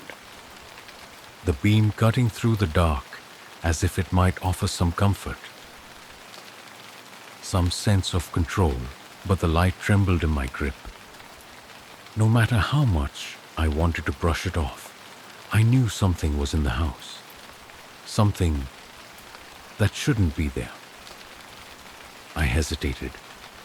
The stairs loomed ahead, but I couldn't shake the feeling that if I ventured too far, I'd be stepping into something much worse than I could imagine. Still, I had to do something. I had to make sure the house was safe. For Dana, for Liam, for myself. I threw the covers off, my feet hitting the cold wooden floor with a soft thud. The house was silent, deathly so. Too silent. As I crept toward the door, I heard it again. The unmistakable sound of footsteps on the floorboards above me. Slow, methodical, like a predator stalking its prey. My breath caught in my throat as I froze, listening closely. I knew Dana and Liam were asleep. I had checked their rooms before I went to bed. But now, there was no sound from them. No soft murmurs or quiet breathing. The house felt empty, haunted by its own secrets. I could feel the tension in the air, a palpable weight pressing down on my chest. It was as though the house itself was alive, watching, waiting. The footsteps above me had stopped, but now I could hear something else. A low, muffled scraping sound, like fingernails dragging across a surface. The noise was coming from the direction of Liam's room. I shuddered. There was no way it was Liam. No way he could be making that noise. He was asleep, tucked and safe, or so I had thought. But as I moved closer to the stairs, I realized I couldn't ignore it anymore. I had to face whatever this was. The stairs creaked under my weight as I began to ascend, my flashlight trembling in my hand. Each step felt like it took a century to climb. The beam of light shook with each step I took, illuminating the darkened hallway at the top. When I reached the landing, the house was as still as ever. The only sound was the rhythmic beating of my heart in my ears. I stood there, staring down the long, narrow hallway that led to Liam's room. The door was slightly ajar, just enough to see a sliver of darkness inside. My breath caught in my throat. Was he awake? I stepped closer, slowly, cautiously, every instinct telling me to turn back. But something pushed me forward, some primal need to confront whatever was haunting us, whatever had been walking around our home. As I reached the door, I pushed it open just enough to peek inside. The room was dark, the only light coming from the faint glow of the nightlight on the nightstand. Liam was still asleep in his bed, the blanket pulled tightly around him. But his eyes were wide open, and that's when I saw it. There, in the corner of the room, just by the closet, was a figure. It was just a shadow, too vague to make out any features, but it was tall and thin, standing perfectly still, as if it were waiting for something. My stomach twisted into knots as I tried to make sense of what I was seeing. "Liam?" I whispered, my voice barely a breath. He didn't respond. The figure didn't move. It simply stood there, silent and unmoving. I was frozen. My body refused to obey, my legs shaking beneath me. But I knew I couldn't stay there much longer. Whatever that thing was, it wasn't supposed to be here. Suddenly, Liam's voice broke the silence. "Ray, he's here," he whispered, his voice trembling with fear. I felt my heart stop for a moment. He had seen it too. I wasn't imagining it. Whatever was in that corner wasn't just a trick of the light. I slowly backed away, my flashlight pointed toward the figure, trying to stay calm, trying to think logically. But the more I stared at the figure, the more it felt like it was pulling me in, like I couldn't look away, even if I wanted to. The air grew colder, and I could feel my breath turning to mist in front of me. My mind raced, trying to make sense of the situation. What was I dealing with? Was this just a figment of my imagination? A manifestation of stress? Or was there something more sinister at play? I needed answers. I needed to make this stop. I couldn't live like this, trapped in a house with an invisible force slowly taking over every part of my life. My relationship with Dana was already strained by the stress of everything that had happened, and I couldn't let it destroy the bond I had with Liam too. I turned to Liam's bed, and he was staring at me, his eyes wide with terror. "Ray, please, make it stop. Make him leave." I nodded, my mind scrambling for a plan. I had no idea what I was going to do, but something had to be done. "I'm going to protect you, Liam," I said, my voice trembling, but determined. I stepped forward, holding the flashlight out in front of me, as if the light could banish whatever was in the room with us. "You're safe now. We'll get rid of him." I turned back to the corner where the shadow had been, but the figure was gone. Just like that, it had vanished. But the sense of unease remained, hanging in the air like a cloud. I rushed to Liam's side, scooping him up into my arms. The warmth of his body against mine was the only thing that felt real anymore. The room was still, too still. The weight of the silence was suffocating. "I'm not going to let anything happen to you, okay?" I whispered to him, my heart racing. I took a deep breath, trying to steady myself. Whatever was going on, I was going to find a way to stop it. But deep down, I couldn't shake the nagging feeling that this was just the beginning. Whatever was in this house, whatever was tormenting us, was far from over. And the footsteps, they were still there, even now echoing faintly from the darkness. Story 5. The last night, I always thought I understood what love was. At least, that's what I kept telling myself in those early days with Tristan. He had this way of looking at me, like he was seeing something deeper, something hidden beneath the surface. I felt it too, but I couldn't put it into words. I didn't need to. All I knew was that every moment with him felt like time slowed, like the world outside of us ceased to exist. We were walking around the edge of a lake that night, the cold air brushing against our skin, carrying the scent of damp earth and the distant whisper of trees. The moon hung above us like a witness to our silence. Izzy, that was me, the human side of me, had always been captivated by the unknown, the stories of people long gone, the ones whose names we only remember from history books or whispered legends. Tristan had lived through all of them. The rise and fall of kings, the battles and betrayals, the wars that shaped nations. I'd heard fragments of his stories over the years, pieces that didn't quite fit together, but always left me yearning for more. That night, I couldn't hold back anymore. I had to ask, "Tristan, what was it like?" I glanced at him, his face half lit by the pale moonlight. His expression never gave much away, like a book with 1,000 pages, but none of them were ever open. What was it like to be there, to see everything unfold? The fall of Singapore, the reign of King George. I trailed off, unsure how to finish the thought. I didn't even know if he'd answer, but there was this desperate need in me to understand him, to understand the years and years that had shaped the man standing beside me.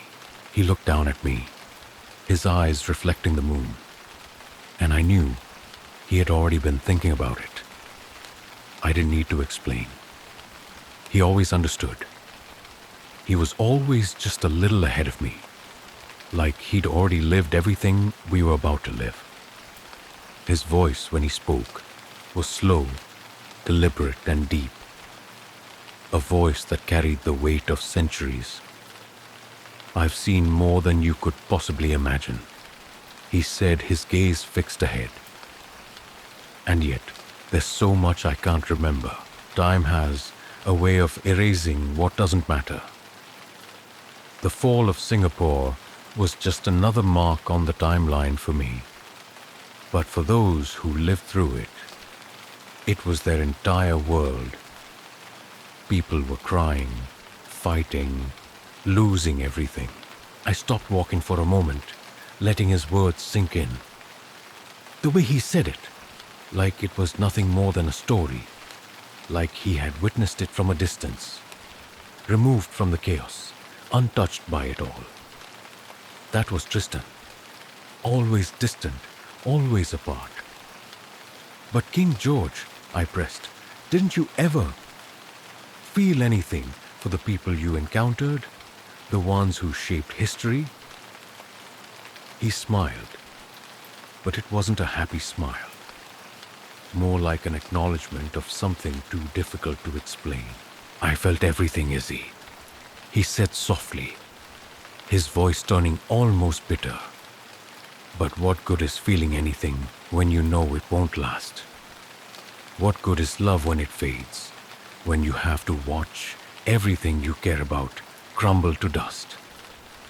I wanted to reach for his hand, to comfort him, but I knew better. His pain wasn't the kind you could heal. It wasn't the kind you could touch. We continued walking in silence for a while. The sound of our footsteps was muffled by the soft rustle of the trees, and the night air seemed to press in on us from all sides. The world felt closed off, like we were the last two people left in existence, suspended in time. After a while, I couldn't hold it in anymore. I had to ask the question that had been burning in me for so long. "Tristan," I said, my voice barely a whisper, "why do you keep running? Why do you never stay anywhere for long? Why is it that no matter how much time I spend with you, I always feel like I'm losing you?" He stopped walking then, and for the first time that night, I saw something change in his expression. His eyes softened just a little, and he turned to face me. "I'm not running, Izzy. I'm surviving," he said quietly, his words almost like a confession. "Living forever. It's not as simple as it sounds. You have to keep moving. You have to keep changing, or else you'll be left behind. Time doesn't wait for anyone, not even for me." I stared at him, taking in his words. They made sense in a way, but they also terrified me. The thought of him being trapped in time, always out of reach, always just beyond my grasp, it was suffocating. I wanted to hold on to him, to keep him in the present, but I knew that was impossible. He was already gone, in a way.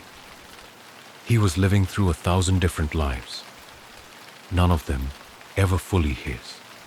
Always moving forward, never staying still, but I couldn't stop myself. Not now. Not when the question that had haunted me for so long finally came to the surface. "What if I wanted to be with you forever?" I asked, my voice trembling just slightly. "What if I wanted to stay by your side, no matter what it meant, no matter what I had to become?" Tristan didn't speak at first. He just looked at me, and in that moment, I felt the weight of his centuries of existence pressing down on me. He had seen it all, lived it all, and now he was staring at me, searching my face, trying to understand if I was serious. "You don't know what you're asking, Izzy," he finally said, his voice low. "Becoming like me, it's not just about living forever. It's about losing everything. The sunlight, the warmth, the things you take for granted. You'll have to learn to feed on blood, and you won't be the same. You'll be something different." His words lingered between us, heavy, with the promise of a future I could never fully comprehend. But as he spoke, I realized something that I hadn't understood before. This wasn't about fear. It wasn't about caution. It was about love, about wanting to share in something that transcended time, that was bigger than both of us. "I don't care," I said, the words coming from a place deep inside me, a place I hadn't even known existed until that moment. "I want to be with you, Tristan. I'm ready." His eyes searched mine, and for the first time, I saw a flicker of something else. Something like hope, or maybe desperation. But whatever it was, it faded just as quickly as it appeared. "You don't know what you're asking," he repeated, his voice softer this time, almost like he was trying to warn me. "But if you're sure, then so be it." The silence that followed was heavy, filled with the weight of unspoken promises and the haunting reality of what lay ahead. And as the first rays of dawn began to break across the horizon, I knew that nothing would ever be the same again. This was the last night, the beginning of forever. The darkness and the love would consume us both. The night we spent under the moon's pale gaze was the calm before an overwhelming storm, one I couldn't even begin to imagine. as we sat there by the lake, in a quiet place where time seemed to stand still. The world felt like it was holding its breath, waiting for what was to come next. I could see the ripples of uncertainty in Tristan's eyes, like he was both relieved and dreading what was about to unfold. Maybe he had been through it all before, maybe not. But I knew this. He wasn't just looking at me as a lover anymore. I had become something else to him. Something more dangerous. Something irrevocable. I felt it too. The pull of the unknown. The sense that I was standing on the edge of something vast and incomprehensible. Just a step away from an abyss that would swallow everything I had once known. The wind had picked up, rustling through the trees like whispers. The lake, once still, now churned in a slow, rhythmic manner, as though it too knew what was coming. I had no idea how much time had passed since I had asked him to make me like him, but I felt it, felt the transition in the air around us, the way the world shifted, just enough to remind me that we weren't truly in control. Not anymore. Tristan stood up, his silhouette a dark figure against the moon, and I followed him instinctively, my feet moving before my mind could even process it. He didn't speak as he moved toward the car, and I didn't dare to break the silence. It was like we were both bound by an unspoken understanding, one that stretched between us, fragile, yet all-encompassing. As we got into the car, I couldn't shake the feeling that the night itself was alive, that the darkness outside wasn't just an absence of light, but something more, something that would devour us, something that would change us. The engine started with a low hum, and the headlights cast a pale glow on the empty road ahead. For a moment, I thought about the life I was leaving behind. My family, my friends, the simple things I had once taken for granted, like the warmth of the sun on my face, or the taste of fresh air in my lungs. It seemed so far away now, like a dream I had once had, but could never touch again. I looked over at Tristan, his hands gripping the wheel with the kind of determination that was almost frightening. He was in control of the car, but not of the moment. The moment was bigger than both of us. I could see it in the way his jaw tightened, the way his eyes flicked nervously between the road and me. This wasn't something he had planned. No, this was something I had pushed him into. Something he had tried to avoid. And now it was too late. He finally spoke, his voice low and steady, though there was a subtle tremor in it that I hadn't noticed before. You understand what this means, don't you, Izzy? His gaze briefly met mine, and for a second, I saw the weight of centuries pressing down on him. He wasn't just a man anymore. He wasn't even human. He had become something else, something timeless, something that had lived through the rise and fall of empires, the slaughter of nations, the quiet destruction of love. I understand, I whispered, my voice barely audible over the sound of the car's engine. I wasn't sure if I did, but I knew what I wanted, and that was enough. I want this. I want you. He nodded, but there was no comfort in the gesture, no assurance, only the faintest flicker of something. Regret, maybe, or fear. Fear of what I would become, of what we would become together. The drive stretched on, endless, the world outside becoming a blur of shadows and trees. I could feel the anticipation building inside me, thick and suffocating, like I was holding my breath, waiting for the inevitable. I didn't know where we were going, but I knew we weren't turning back. Not now. We arrived at an old, isolated house on the outskirts of town. One I had never seen before. It looked ancient, like something straight out of a storybook. A place that had stood the test of time, standing watch over the land long after everyone else had forgotten it existed. There was something haunting about it, something almost waiting. As we stepped out of the car, the chill of the night air hit me. But it wasn't the cold that made my skin prickle. It was the silence, the absolute, suffocating quiet that hung over the place like a thick fog. Not even the wind dared to move here. "Is this it?" I asked, my voice barely a whisper. Tristan didn't answer at first. He was standing there, his hand hovering over the door, like he was debating something within himself. Then, without another word, he opened the door and stepped inside. I hesitated for a moment before following, the feeling of dread in the pit of my stomach growing stronger with every step I took. The interior of the house was dark, almost suffocating.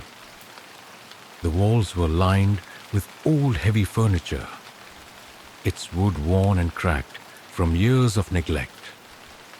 The air smelled musty, like something that had been closed off for far too long.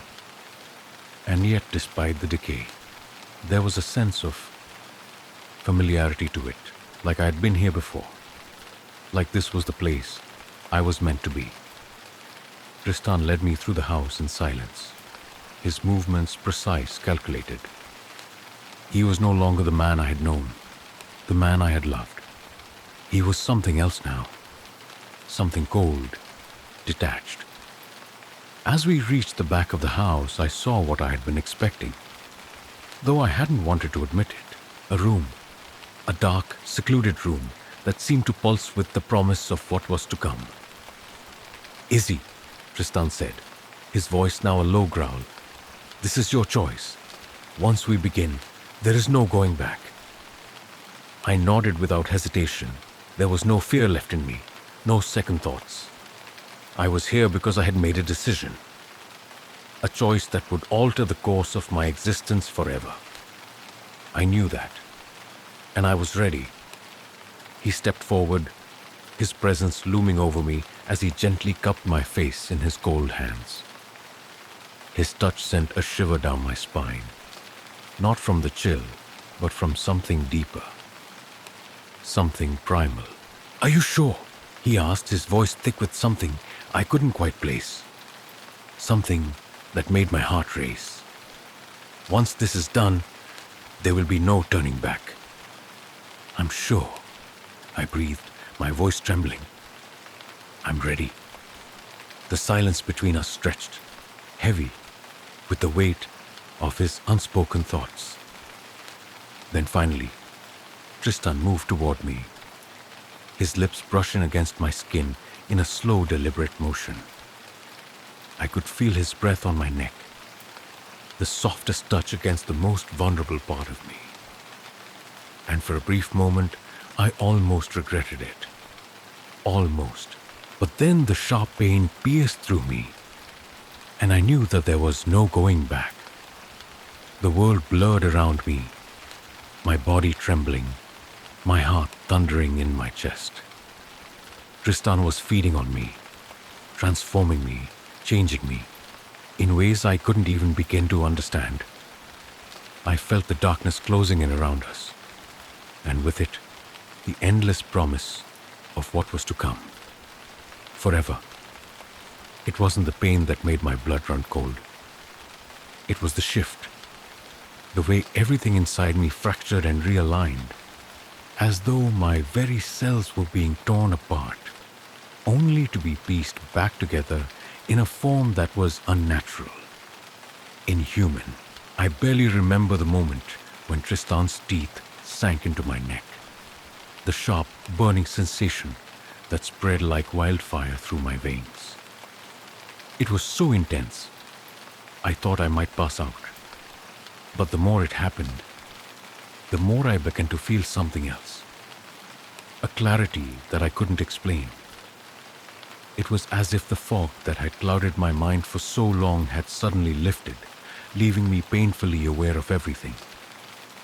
The room, the stillness, Tristan's grip on me, the slow, deliberate motion as he fed, as he took more and more of me, piece by piece. There was something terrifying about how calm he was through it all. His breathing steady, his hands gentle, like he had done this 1,000 times before. And maybe he had. Maybe for him, this was just another night in a long, endless existence. But for me, it was the beginning of something unimaginable. I don't know how long it lasted. Time, like everything else, became distorted in that moment. It felt like hours, but it could have been minutes. The world around me blurred, faded, and then came crashing back in. Sharper, more vivid, more alive than I had ever felt before. When he finally pulled away, I gasped, clutching my throat, the wound there still throbbing with heat, but different. Something inside me had changed. It was like the world had darkened in an instant. The edges of things softening, sinking into shadows that stretched endlessly. I could hear the faintest sounds, every rustle of fabric, every shift in the air, like I was hearing through the fabric of the night itself. The world felt alive in a way I had never known, filled with details I could never have picked out before. And then there was the hunger. It hit me in waves, sharp and sudden. A gnawing, aching emptiness deep inside me, as if something essential had been ripped out and replaced with an insatiable thirst. Not for water, not for food, but for something else. I staggered backward, my eyes wide, as if I had just woken up from a nightmare. The room around me shifted again, the shadows now seeming to move with a life of their own, pressing in from every corner. My breath came in shallow gasps, my heart hammering in my chest. But there was no relief. There was no escape from the new reality I had been thrust into. Tristan was standing across the room, watching me with an unreadable expression. His face was pale, almost ghostly in the dim light, but there was a strange calmness in his eyes, like he had known all along how I would react. Like he had prepared for this moment long before I had even realized what I was asking for. "You're different now," he said, his voice barely more than a murmur. "I can feel it," I whispered, touching my fingers to my lips as if they had suddenly become foreign to me. The taste, the feeling, everything about me felt new, like the world itself had been redefined. "What am I?" He stepped closer, the distance between us shrinking as he reached out to gently take my hand. His touch was cold now, colder than it had been before, but it was steady, grounding. "You're one of us," he said simply, "a creature of the night, a creature who feeds on the living, who lives outside the realm of time and the constraints of mortality. You are immortal." I tried to grasp his words, but the truth of them hit me like a wave. The implications of what he was saying slowly began to sink in. I could never feel the warmth of the sun again. I could never walk among the living without hiding the truth of what I had become. I was trapped in this eternal night, and there was no turning back. But what terrified me the most wasn't the thought of losing my humanity. It was the thought that I wanted this. The hunger gnawed at me, a constant, sharp reminder of what I had become. I could feel it, deep in my gut. It was a wild, insistent thing that clawed at my insides, urging me to act, to feed. Tristan must have seen the look in my eyes because he stepped back, as though giving me space to process. Though I wasn't sure I could process anything. Not now. Not when everything inside me was urging me to hunt. "There's a lot you need to learn," he said, his voice steady, almost kind. "But you're not alone in this. I'll teach you." "Teach me?" I wanted to ask, but the words caught in my throat. I wasn't sure what I wanted anymore. I wasn't sure of anything except this burning hunger. Suddenly, my vision shifted. The room before me warping, as if I was seeing it through a different lens. I could hear everything now. The low hum of the house, the distant sound of wind howling outside, the soft, steady rhythm of Tristan's heartbeat. It was so clear, so sharp. I could almost taste the life in the air, the pulse of every living thing around me. Tristan noticed my agitation and placed a hand on my shoulder, grounding me once more. "Breathe," he said. "It's overwhelming at first, but you'll get used to it. You'll learn to control it. The hunger, the thirst." His words were a distant murmur as I began to feel the pull again. This time stronger, almost unbearable. I could hear it, the heartbeat of a living creature somewhere outside the house. It was faint, almost distant, but it called to me like a siren song, and I felt my body tense, my muscles coiling, ready to spring into action. "Don't!" Tristan's voice broke through the fog of my thoughts, and I looked up to meet his gaze, his eyes dark with warning. "You're not ready for that yet." I opened my mouth to protest, but no words came out. The hunger was all-consuming now, and everything else, every rational thought, every hesitation, was slipping away. It was just me and the thirst, and the darkness. But then something else inside me shifted. Something deep. I could feel Tristan's presence, his steadying influence, his calmness in the face of my chaos. And I realized something important. This wasn't just about the hunger. This was about control. About learning to live with the monstrous side of myself that had just been awakened. I took a deep breath, steadying myself, though my whole body trembled with the effort. "What happens now?" I asked, my voice hoarse, foreign in my own ears. Tristan's expression softened for just a moment. "Now, we learn," he said simply. "Now, you begin the journey of becoming what you were always meant to be. What you've always been." I wasn't sure what he meant by that, but I didn't question it. Not now. Not when everything was so new, so strange, and so frighteningly real. We stood there in silence, the weight of what had happened between us pressing down on me. The transformation was still fresh, still raw, but somewhere deep inside me, I could feel the first stirrings of something else. Something I couldn't name, but I knew it was there. Something that told me I would never be the same again. "Come," Tristan said, breaking the silence. "There's much to do," and with that, he led me further into the house, into a new life that was just beginning. The world outside, the living world, would never be the same, and neither would I. But somehow, despite everything, I felt a strange pull, something primal, something beyond the hunger.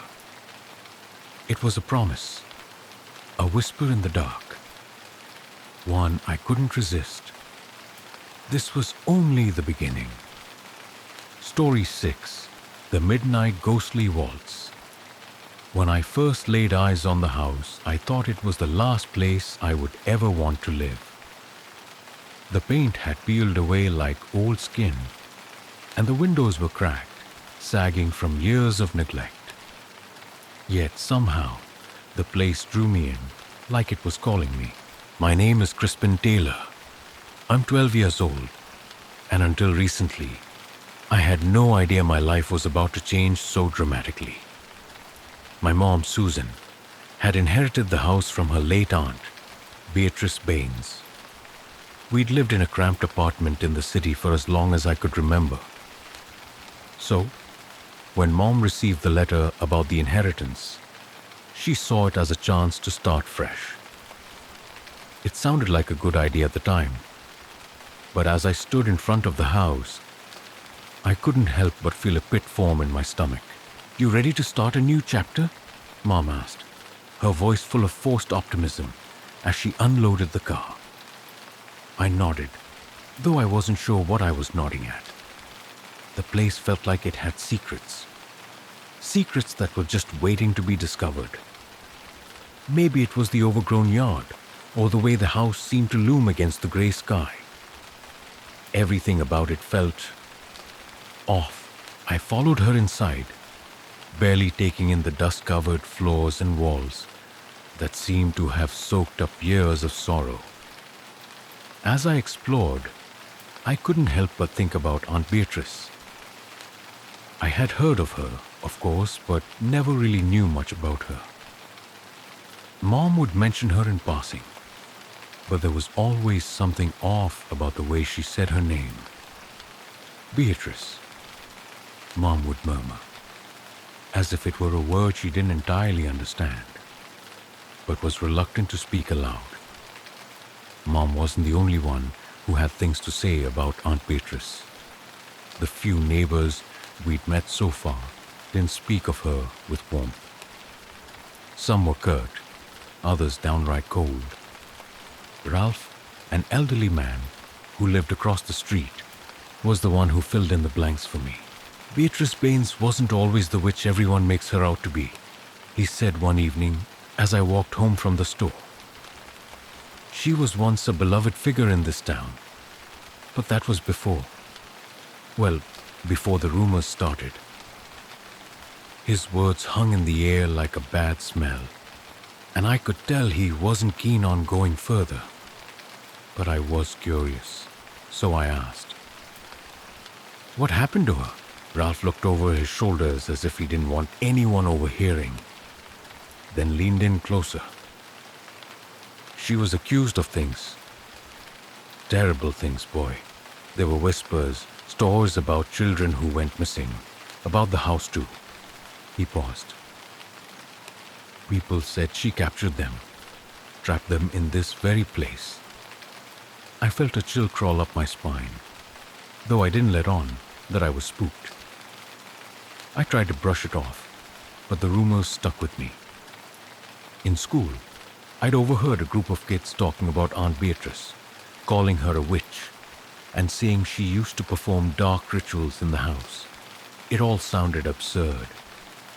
Witches weren't real, right? But as we settled into the house, those thoughts kept coming back.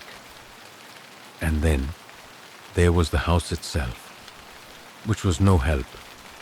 It creaked and groaned at night, as if it had a life of its own.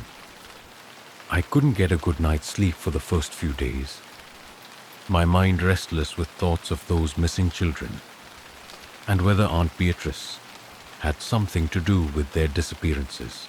One evening, after a long day of unpacking, I sat by the front window, watching the sun dip behind the trees. The air had grown heavy, and the house felt colder than usual. I shivered and wrapped a blanket tighter around my shoulders. The wind rattled the branches outside, casting eerie shadows on the walls. My thoughts wandered back to the strange stories I'd heard. The clock on the wall ticked loudly in the quiet room. 12 strikes echoed through the silence. It wasn't until the clock struck 12 that I finally began to hear it, the faintest notes of music. At first, I thought it was my imagination, but as I listened harder, I could clearly hear the soft melody of Swan Lake. It was haunting, delicate, yet carried a strange weight. like the song had been playing for centuries. I froze, my heart pounding. The music was distant, almost as if it were coming from upstairs. I slowly rose from my seat, my legs shaky. I was afraid to investigate, but my curiosity pulled me forward, urging me to follow the sound. It was almost as if something was calling me. Maybe it was just the house settling, or maybe the old stories were getting to me. Either way, I had to know. I stepped quietly down the hall, the hardwood floors creaking under my feet. The closer I got to the source of the music, the colder the air seemed to grow. When I reached the bottom of the staircase, I paused. The music was louder now, the strings rising and falling in a mesmerizing, almost hypnotic pattern. I took a breath and ascended the stairs, the weight of the old wood beneath me groaning with each step. The second floor was colder than the rest of the house, and I felt my breath catch in my throat. As I moved down the hall, I saw it. At the end, a door stood ajar, an old wooden door that led to the attic. The music seemed to be coming from there. My heart raced as I approached the door, my fingers brushing against the cool wood. I hesitated. The stories, the rumors, Ralph's warning. They all flashed through my mind, but I couldn't stop myself. I opened the door, just a crack, and peered inside. At first, there was nothing but darkness. Then, through the gloom, I saw a figure, dancing. It wasn't clear at first, but there, amidst the shadows, I could make out a silhouette. A child, maybe. The way it moved was fluid, graceful, but eerily unnatural. It spun in perfect circles, its movements mimicking the motions of the dance. And then, just like that, it stopped. The music fell silent. The figure disappeared. I stood there, heart pounding, mind racing. Was it a ghost, a hallucination? I couldn't explain it, but I knew one thing for certain. Something was wrong with this house. Something beyond the usual creaks and groans. I stumbled back into the hallway, nearly tripping over my own feet. I couldn't shake the feeling that something was watching me. Something from deep within the house. Maybe Ralph was right. Maybe Aunt Beatrice's story wasn't as simple as I thought. I couldn't shake the image of the dancing figure in the attic from my mind. It replayed over and over in my thoughts, each time a little clearer, a little more haunting. I told myself it was just my imagination, that I'd been overworked from the move. That was the stress of living in a house that felt too big and too empty for the both of us. But something in me refused to let go of the chill that had settled deep in my bones. The next day, I tried to act normal. Mom was busy unpacking in the living room, humming softly to herself as she went through boxes. She didn't seem bothered by the house the way I was. To her, it was an opportunity, a fresh start. But to me, it was a puzzle, and the pieces didn't quite fit. I spent most of the day trying to ignore the unease gnawing at me, taking my time with small tasks, but the shadows were always there. They lingered in the corners of my eyes, just out of reach.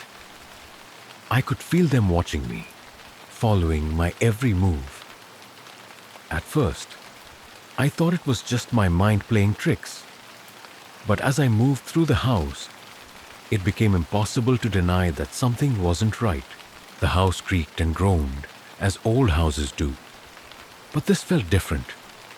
The noises were too deliberate, too rhythmic, like footsteps. Someone, or something, was walking just out of sight, trailing me wherever I went. It wasn't until dusk that the atmosphere truly shifted. The air grew thicker, colder. Mom was in the kitchen, preparing dinner, and I was left to my own devices. I decided to go back upstairs to the attic. I couldn't explain it, but I had to know. I had to see if what I had witnessed was real. As I climbed the stairs, the old wood beneath my feet creaked louder than before, as if protesting my every step. The air felt heavier, and with each floorboard I crossed, the chill deepened. I could hear the faint sound of the wind howling outside, but inside, it was eerily still. I stood at the top of the stairs, my heart pounding in my chest. The attic door was slightly ajar, just like it had been the night before. There was no music this time, only silence. And yet, the silence felt louder than any noise could ever be. I hesitated for a long moment, staring at the door, as though it might spring open on its own. But eventually, I summoned the courage to push it open. The attic was just as dark as before. The only light came from the small window near the roof, where the evening sky had turned a deep shade of purple.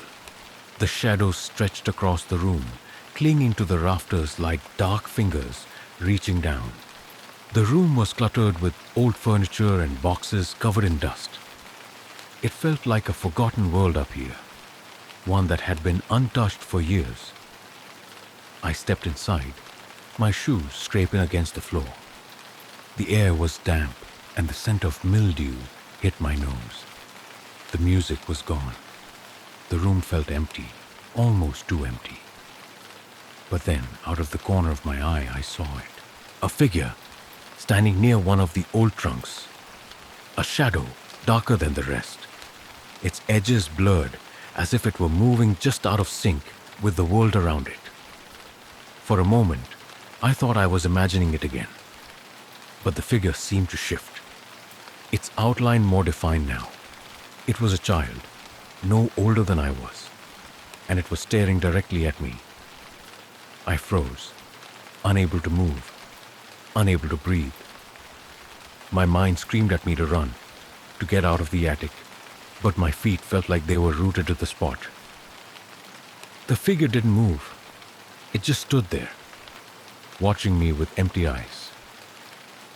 Its face was pale, gaunt, like it hadn't seen the light of day in years. I could feel the room growing colder, the temperature dropping sharply as I stared at the figure. My heart beat in my ears, and I thought I was going to pass out. But before I could react, the figure turned and walked toward the far corner of the room, vanishing into the shadows. I blinked, the room suddenly feeling too small, too cramped. I rubbed my eyes, trying to convince myself that I had imagined it all. But when I looked again, the figure was gone. Just like that, I hurried out of the attic, my pulse racing. My breath came in short gasps as I descended the stairs 2 at a time. When I reached the bottom, I glanced over my shoulder, half expecting to see the figure following me, but the house was quiet. Too quiet. When I entered the living room, I found Mom sitting on the couch, reading a book. She looked up at me, her expression warm, but I could see a flicker of concern in her eyes. "You look pale," she said, setting the book down. "What's wrong?" I opened my mouth to speak, but the words wouldn't come. I didn't want to tell her what had happened, what I had seen. She would just brush it off, maybe even get mad at me for letting my imagination get the best of me. But deep down, I knew something wasn't right about this place. It wasn't just the stories or the rumors, it was the house itself. The house was alive with its own secrets, and I had just scratched the surface. "I'm fine," I muttered, forcing a smile. "Just tired." She seemed to buy it, but I could tell she wasn't convinced. She glanced at me for a long moment, then sighed and stood up. "Okay," she said slowly. "Well, dinner's almost ready." Maybe some food will help you feel better. I nodded, but my mind wasn't on dinner. It was on the attic, on the figure, and the music. The haunting music that still lingered in my ears, even though it had stopped hours ago. That night, as I lay in bed, I couldn't shake the feeling that I wasn't alone. The shadows seemed to stretch further than they should have, creeping along the walls, filling the corners of the room. I kept hearing things, scraping sounds like something or someone was moving around in the dark. I tried to sleep, but my mind wouldn't let me. I lay there, wide awake, staring at the ceiling, listening to the house, waiting for something to happen. At exactly midnight, I heard it again, the faintest notes of Swan Lake. This time, I didn't even need to get up to know where it was coming from. It was the same place, the attic. The music was slower now, almost mournful, like it was mourning the years of neglect. The melody filled the silence, creeping through the walls, weaving itself into my thoughts. I lay there, frozen, as the sound washed over me. I couldn't tell if it was real anymore, or if I had finally lost my mind, but I knew one thing for sure. The house had a story, and it wasn't finished yet. Something had happened here, something terrible, and I was going to find out what. The next day, I was more on edge than ever. I hadn't slept a wink the night before, not with the haunting music filling my mind, not with the chilling feeling that something was watching me, following me. I couldn't explain it, but every time I closed my eyes, the image of the child in the attic would flash before me. Those empty eyes, that gaunt, pale face. It was like a memory, but not my own. As though it had been imprinted on my mind by something far older than me. Mom didn't understand. She didn't need to. She was busy, occupied with her newfound excitement about the house, the renovation, the change in our lives. It was just me in the house, and the house had a way of shifting its presence, like it knew I was alone. It welcomed me with an eerie silence, its creaks and groans settling like whispers in the corners of my room, pulling at my nerves. I tried to keep busy. I did my homework, unpacked more boxes, even tried to help Mom with cleaning, but nothing felt right. I couldn't shake the feeling that something was wrong with this house. That evening, the air was thick and heavy with tension. It was as if the house was holding its breath, waiting for something. As I moved through the rooms, I noticed that they seemed to be growing darker, the shadows more pronounced. The walls felt closer, the air colder. It felt like the house was getting smaller, as though it were constricting around me. When Mom called me down for dinner, I could barely concentrate. The house felt too silent, too still. I kept hearing soft whispers, like someone was speaking just beyond the door. But every time I tried to listen, the words faded. My thoughts drifted back to the attic, to the strange figure, to the music that seemed to come from nowhere. I couldn't take it anymore. After dinner, I excused myself, telling Mom I was tired. I needed to go up there again. I had to know if what I had seen, heard, and felt was real, or if I was just losing my mind. It was getting late, but I knew the house would never let me rest until I confronted whatever was haunting it. And so, with a deep breath, I made my way upstairs, feeling the familiar chill on my skin as I approached the attic door. I hesitated for a moment before pushing it open, the same way I had the night before. This time, the silence was deafening. The air so thick, it almost felt like I was walking through a fog. I stepped inside, my breath coming in shallow gasps, my eyes scanning the darkness. The attic was as empty as ever. No figure, no music. Just dust, cobwebs, and the stifling air. I almost turned to leave, convinced that my mind had been playing tricks on me. But then I heard it, a soft shuffle, like someone dragging their feet across the floor. I froze, the sound coming from the far corner of the room, just beyond the stack of old trunks. I couldn't see anyone, but I knew I wasn't alone. The air around me grew colder, the shadows stretching longer, as though the room itself was warping around me. I held my breath, straining to listen. The shuffling stopped, replaced by a faint creaking sound, like the floorboards shifting under a heavy weight. Slowly, I crept toward the corner, my heart pounding in my chest, each step feeling heavier than the last. And then I saw it again. The figure. But this time it wasn't standing still. It was moving. Slowly. It was a child, the same as before. But this time it was different. The figure was twirling, spinning in a slow, graceful dance, as though caught in some invisible rhythm that only it could hear. The movement was fluid, almost hypnotic, and yet there was something unsettling about it.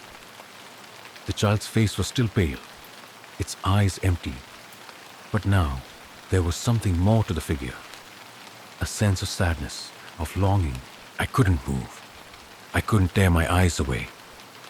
The figure seemed to be pulling me in, drawing me closer with every spin, every movement. It was as if the child was beckoning me, asking me to join in the dance. I didn't want to. I knew something was wrong. I had to leave, but my legs wouldn't respond. My body was frozen, my mind fighting to break free of whatever hold the figure had on me. And then, just as suddenly as it began, the figure stopped. The music started again. It wasn't loud, but it was unmistakable. The soft, haunting strains of Swan Lake filled the room, threading through the air like a rope, pulling at my thoughts. The child's figure remained motionless, its arms stretched out as if waiting for something, waiting for me. The music swelled, louder now, and I felt an overwhelming compulsion to move. I stepped forward, my feet moving on their own, as if the melody itself was controlling me. My body swayed with the music, my arms lifting instinctively to mimic the child's motions. I don't know how long I danced there, my movements automatic, my mind barely aware of what was happening.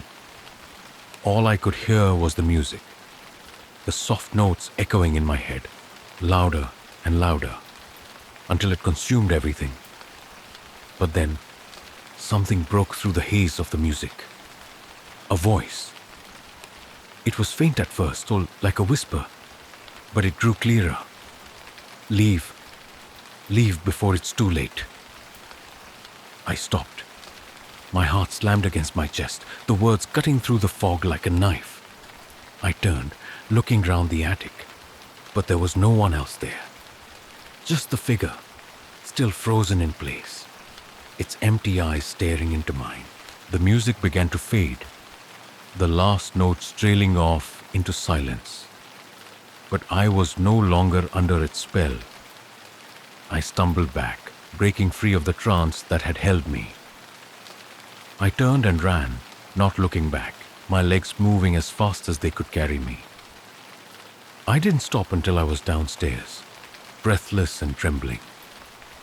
I leaned against the door frame, trying to steady myself, my mind racing with what had just happened. Had I imagined it? Had it all been some sort of hallucination, brought on by the stress of the move, the isolation of the house? Or was there something in this place, something old and dangerous, that I hadn't yet begun to understand? Mom looked up from her book when she heard me enter, her brow furrowing in concern. "What's wrong, Crispin?" she asked. I shook my head, not trusting myself to speak. My heart was still pounding in my chest, and my hands were shaking. I felt as though I had narrowly escaped something, but I couldn't explain what it was. "I'm fine," I lied, my voice hoarse. But as I sat down at the table, trying to make myself believe it, I couldn't shake the feeling that something in this house was watching me, waiting for me to dance again. Story 7. Shattered Lives, Forgotten Souls. I should have known something was wrong when they told me I was going to walk alone. Alone, into the unknown, into the heart of a system that could take away everything I was supposed to be. I had never really considered it before. The possibility that one day I would be made to pay for a crime I never committed, not just with my life, but with every single potential life I could have led. But I guess that's what the time-death system is designed for. It isn't just about punishment. It's about erasure. The corridors of the facility were sterile, too clean, too white. The walls hummed with a persistent, low-frequency buzz, like the sound of an old air conditioner that you can't quite get used to. I had been walking down the same hallway for what felt like hours, but I couldn't bring myself to count the steps. It was all too surreal, too heavy. The guards, clad in their faceless reflective suits, marched beside me, their feet hitting the ground in perfect unison. Their silence, their coldness, seemed like another layer of this dream that wasn't quite a dream. I wasn't in control anymore. I hadn't been for a long time. I'd heard stories about the time-death system, of course. Everyone had. It wasn't some hidden, secretive part of the government. It was as public as the air we breathe, as unavoidable as death.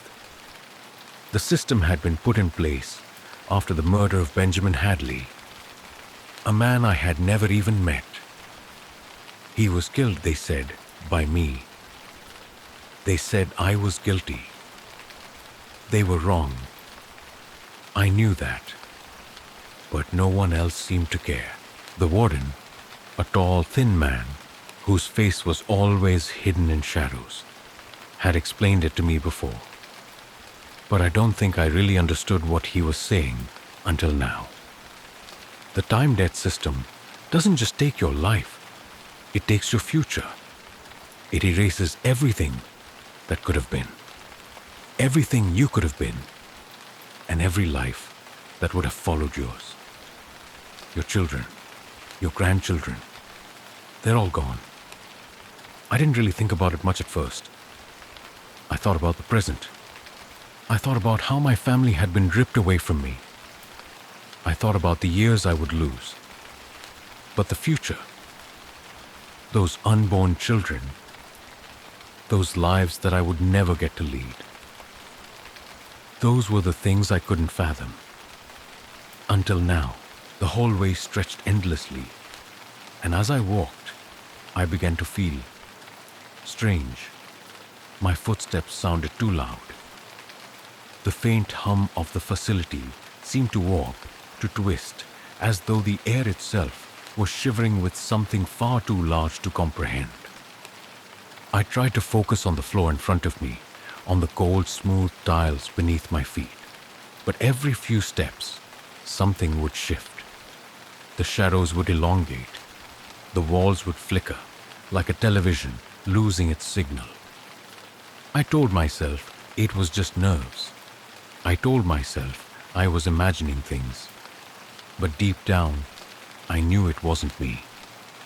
It was the system. I had always been a man of reason. I never let my emotions get the best of me. I had to hold on to that now, right? I had to remain calm. But even as I told myself this, I felt my heart beat faster. My breath quickened. The walls were moving, weren't they? The corridors, they weren't just corridors. They were bending, twisting, folding in on themselves. And with every twist of the air, I felt something in me unravel. Was it my mind? My soul? I didn't know. I only knew that I wasn't alone anymore. Victor Lane. The warden's voice echoed from somewhere far ahead of me. His voice, always so cold, never seemed to have any warmth. The words dropped like stones into the vast emptiness between us. Step forward. I didn't want to, but my legs moved without permission. The air around me thickened, turning heavy, suffocating. I felt the walls closing in, as if the corridor itself was alive, pulsating, feeding off my fear. The guards flanked me, their presence no longer reassuring but oppressive. They didn't speak. They didn't need to. They knew what was happening. And worse, they knew I knew. The door ahead of me slid open with a hiss, revealing the room where it would all end. Or begin. I wasn't sure which. The machine stood in the center of the room, a looming mass of metal and glass, cold and clinical. It was quiet now, but I knew that the moment I stepped inside, it would spring to life. And so would the echoes. The time-death system wasn't just a punishment, it was a process of taking everything. It didn't just take years from your life. It took memories. It took moments that never even happened, but that should have. It sucked away every timeline that you could have walked down, every path you could have chosen. And it wasn't a clean process. The echoes would follow. As I approached the machine, something shifted again. It wasn't the walls this time. It was the air. The temperature dropped sharply, and with it, a strange hum filled the space. A voice that was familiar, but not mine. It echoed in my mind, a soft whisper at first, and then a scream. "Victor, wake up!" I froze. The voice, was it mine? It couldn't be. But the voice didn't stop. It came again, louder this time. "Victor, you didn't do it. You didn't kill him." I didn't know where it came from. I didn't know how to answer. My breath caught in my throat, and I felt my body tense. The guards didn't react. They didn't even seem to notice the distortion in the air. The way the room around me was beginning to split, like a cracked mirror. Was I hallucinating? Or was this the system trying to pull me apart before it took everything? I reached for the control panel in front of the machine, my hands shaking, my heart pounding in my chest. I knew what I had to do. I had to make it stop. But I wasn't sure if I even could. And then, just as I was about to touch the button, I saw it. The wall beside me flickered, just for a second, and then it was gone. There was no wall. There was nothing but a glimpse of another room, another version of myself, standing in front of the machine. This Victor was different. His face was older, his eyes more determined. In that moment, I saw what could have been. I saw what I was meant to be. And it wasn't this. I blinked, and the vision was gone. "Victor Lane." The warden's voice cut through the silence again, now more insistent, more forceful. "The process is beginning. Step inside." I could hear the machine start to hum now, its power surging to life. I could feel the pull of the system, the weight of its promise. But I didn't move. I couldn't, not yet. I didn't kill him. The words escaped me, the truth slipping out before I could stop it. The room around me shook, and the air shifted again, thickening, rippling like water disturbed by an unseen force. And then, before I could understand what was happening, I was pulled inside. The moment I crossed the threshold, the world tilted. I didn't stumble physically, but something inside me faltered. The room around me was vast and stark, metallic walls towering like silent sentinels. The hum of the machine grew louder, vibrating through the floor, into my bones. I felt as though it was singing to me, a low, eerie sound that seemed to reverberate through the very fabric of the air. It wasn't just sound, though. It was a presence, a pulse, a beating heart in the cold, sterile room. I stepped forward, my body moving without my consent, my mind still reeling from what had just happened. The strange flickering glimpse of another me, the older, more resolute version, lingered in my mind like a half-remembered dream. But this wasn't a dream. I was here, in the machine's grasp. Victor Lane. The warden's voice echoed once more, though it seemed far away, as if coming from the other side of a thick glass. It was unnervingly calm, as though he were reading a script, each word deliberate. The guards, whose presence had been a silent, oppressive weight at my sides, now moved toward the large machine in the center of the room. They activated it, and the machine hummed louder, its whirring filling the space as it came to life. A strange coldness enveloped me, like the chill of an early winter morning that sinks into your bones. The walls began to flicker. At first it was subtle, a faint stutter, like an old film reel being rewound and played forward. But then it became more pronounced. The edges of the room seemed to bleed into darkness, and within that darkness, faint, distorted images flickered. I saw people, strange versions of people, versions of me, faces I didn't recognize but that seemed familiar, faces of people who could have been my family, my friends, my children. The machine buzzed louder, and the figures around me began to multiply as though every timeline, every possibility, was trying to tear through the fabric of this one. The echoes, they were back. I heard the voice again.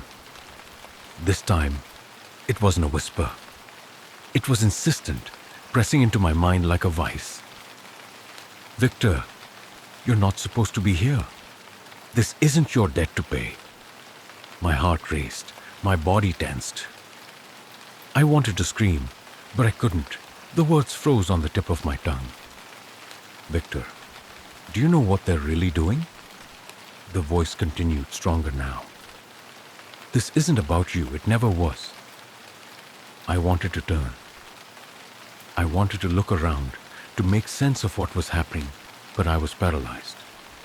The walls were warping, the lights flickering more violently now, throwing shadows that seemed to stretch toward me with an unnatural urgency. And then I felt it. The cold. It was sharp, almost unbearable. It wasn't just in the room anymore. It was inside me, in my chest, twisting like a knife. I could feel it in my veins, in my fingertips, in the very marrow of my bones. It was as if the room itself were pulling at me, trying to break me apart, to pull me through the walls. I gasped, but no breath came. The air was thick, as though it had turned to lead. I could feel the weight of the machine now, the mechanical whirring vibrating through my very soul. The hum wasn't just a sound, it was a force, pressing down on me, making it harder to think, harder to breathe, harder to be. I felt my body growing heavier, my mind drifting, losing coherence. The walls collapsed in on themselves. For a brief, horrifying moment, everything dissolved into blackness. The room, the machine, the warden, everything was gone. All that remained was darkness, a void that stretched into infinity. And there, floating in the dark, I saw them again. The echoes. "This is your life," one of them whispered, its voice barely audible, yet it reverberated through every fiber of my being. "This is what you could have been." The face before me was my own, but it wasn't. It was the version of me that could have been, the one who hadn't been dragged into this nightmarish reality. A man of purpose, a man of meaning, a man who hadn't been stolen by a crime he never committed. "You were never meant to be here," the voice continued. But this time, there was no comfort in its words. "You're a shadow, Victor, a ghost in someone else's life." I wanted to scream. I wanted to rip myself free from the voices, from the echoes, from the suffocating weight of what I was about to lose. But my body refused to respond. And then, just as quickly as it had vanished, the darkness lifted. I was back. The machine before me was no longer silent. It hummed with a new urgency, its cold metallic arms reaching out to me like the skeletal fingers of death itself. The warden's voice was louder now, more commanding. Victor Lane stepped forward. My feet obeyed before I even realized it, and I found myself standing in front of the machine, looking at the cold, empty seat that awaited me. It was an inevitable seat, a seat I had no choice but to take. There was no escape, no reprieve. And yet, there was something wrong. I could see the machine now, the intricate wires and gleaming panels, each part of it pulsing with an unnatural energy. But that wasn't what made my stomach churn. It was the reflection in the glass, the reflection that wasn't mine. I saw another version of myself sitting in the chair, already hooked up to the machine. His eyes were wide open, staring forward, unblinking. He looked at me as if he knew something I didn't, as if he was trying to tell me something, trying to warn me. His face was strained, desperate, and his mouth moved, though I couldn't hear the words. His lips were silent, but the meaning was clear. "Don't do it, Victor. Don't let them take you." I reached out a trembling hand, but the image flickered, dissolving into thin air like smoke in the wind. I shook my head, trying to clear the vision, but it clung to me like a nightmare. I had to focus. I had to remain focused. The machine was beginning to power up again, its mechanical limbs reaching out, the cold steel glinting under the harsh, artificial lights. The air was thick with tension, and I could feel my own heartbeat pounding in my chest, each beat a drum of inevitability. I took one slow step forward, then another, and just as I was about to sit, a thought, no, a feeling, gripped me like an iron vice. This wasn't just about me. This wasn't just a debt I owed. This was bigger than me. This was about a system that had failed everyone. A system that fed on the lives of innocent people, erasing them from history, from memory, and from the future. The machine was nothing but a tool, and I was about to become its next victim. But what if I wasn't? What if I didn't have to play their game? The thought struck me like lightning, and for the first time since all of this began, I felt a glimmer of hope. But I didn't know if I was strong enough to fight back. I didn't know if I had the will to break free. The machine clicked, its gears shifting. The process was beginning. "I'm sorry," I whispered to myself, though I knew the words would never reach anyone. But I'm not done yet. And with that, the cold, metallic arms reached for me once again. But this time, I didn't feel afraid. I never imagined that fear could be so all-encompassing, so absolute. Fear wasn't something I could turn off, something I could ignore. It wasn't the tight, suffocating panic of facing death. It was the slow, methodical realization that everything I knew was slipping away, thread by thread. That I was slipping away, not just in body, but in essence. The cold mechanical arms of the machine encircled me, its touch harsh and unyielding. They weren't real to me, not in the way a human touch would be. No warmth, no comfort, just steel, just function. The straps secured themselves around my chest, arms and legs.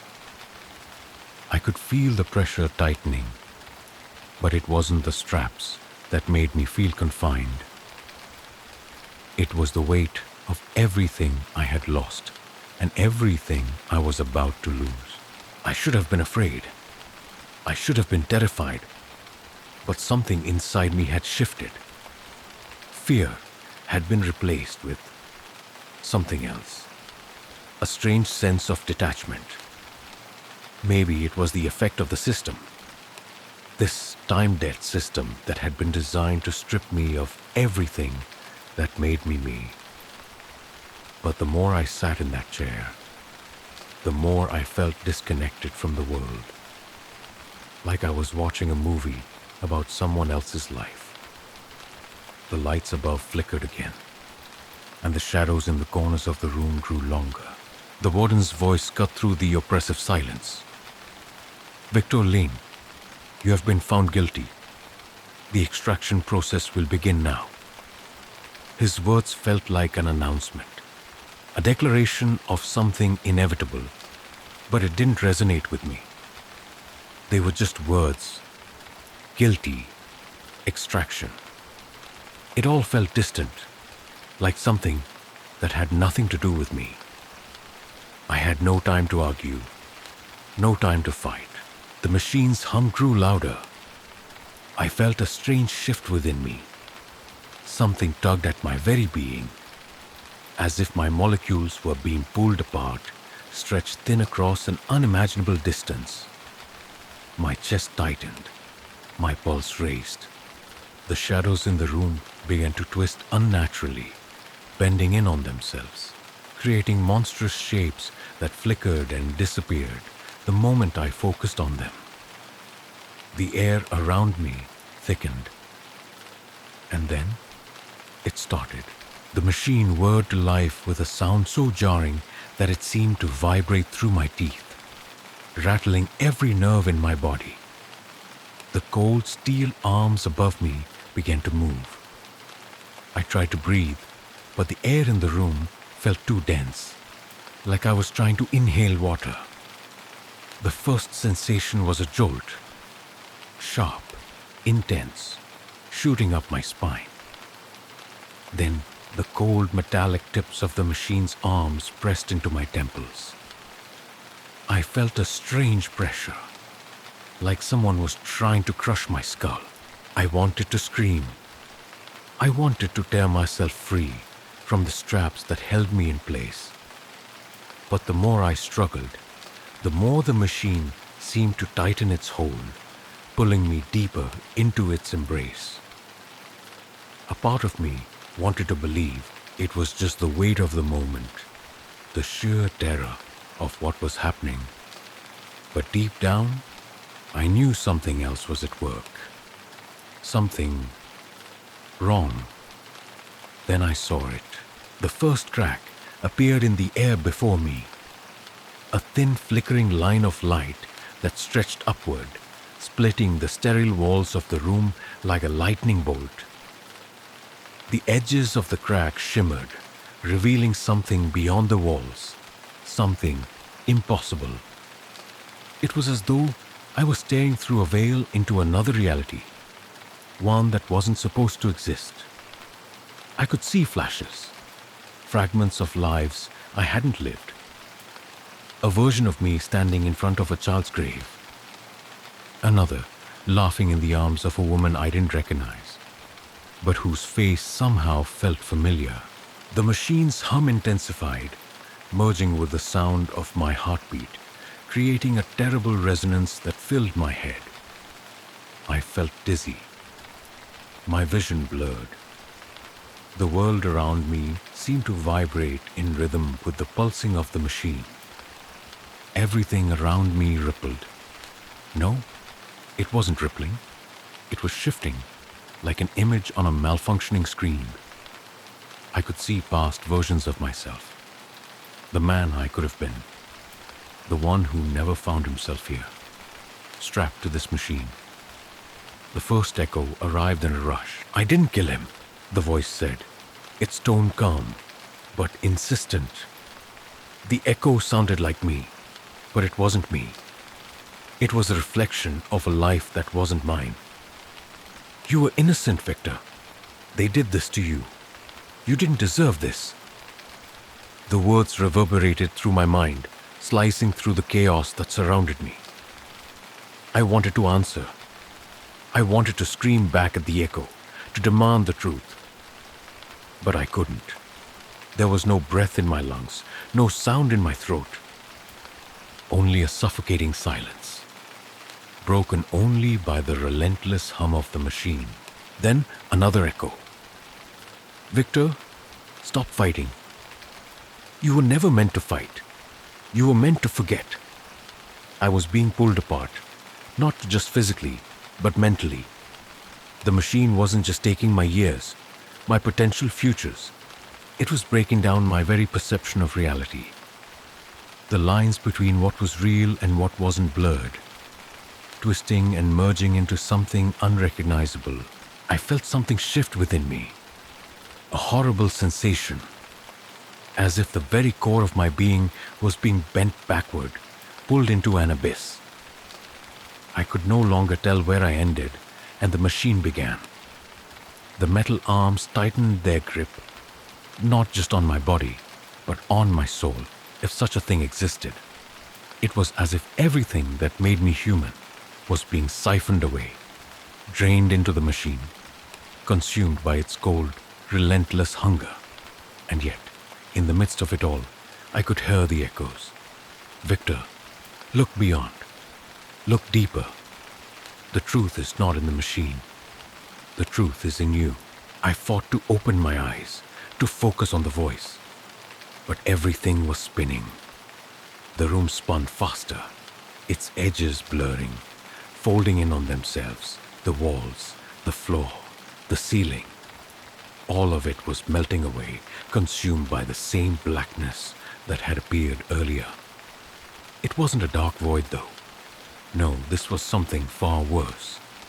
This was the collapse of everything, of time, of reality. It was like watching an old photograph burn at the edges, curling into ash, leaving nothing behind. "You have to remember," the voice urged. "You have to fight." It was the truth. It was the only truth left. I wasn't just a victim of this system. I wasn't just a man about to lose everything. I was something else, a witness to the collapse, a fragment of something that wasn't meant to exist. The machine had not just come for my time. It had come for something more profound, something the system couldn't understand. I couldn't stop it. I couldn't change what had been done to me, but I could remember. And in remembering, I could make sense of the chaos. The walls began to break apart, their structure crumbling like ancient ruins. The metal of the machine groaned, its systems malfunctioning, spitting sparks into the air. The edges of the room were no longer clear. The shadows grew deeper, longer, swallowing the last remnants of light. I was caught in the collapse of time, of reality, of everything I had ever known. And then, for a moment, it all stopped. The echoes faded. The machine ceased its humming. The room became still. I was no longer in the chair, no longer strapped down, no longer a prisoner of the time-death system. I was somewhere else, somewhere between realities, between time, between existence itself. I didn't know where I was, but I knew one thing for certain. I wasn't done yet. I wasn't done fighting.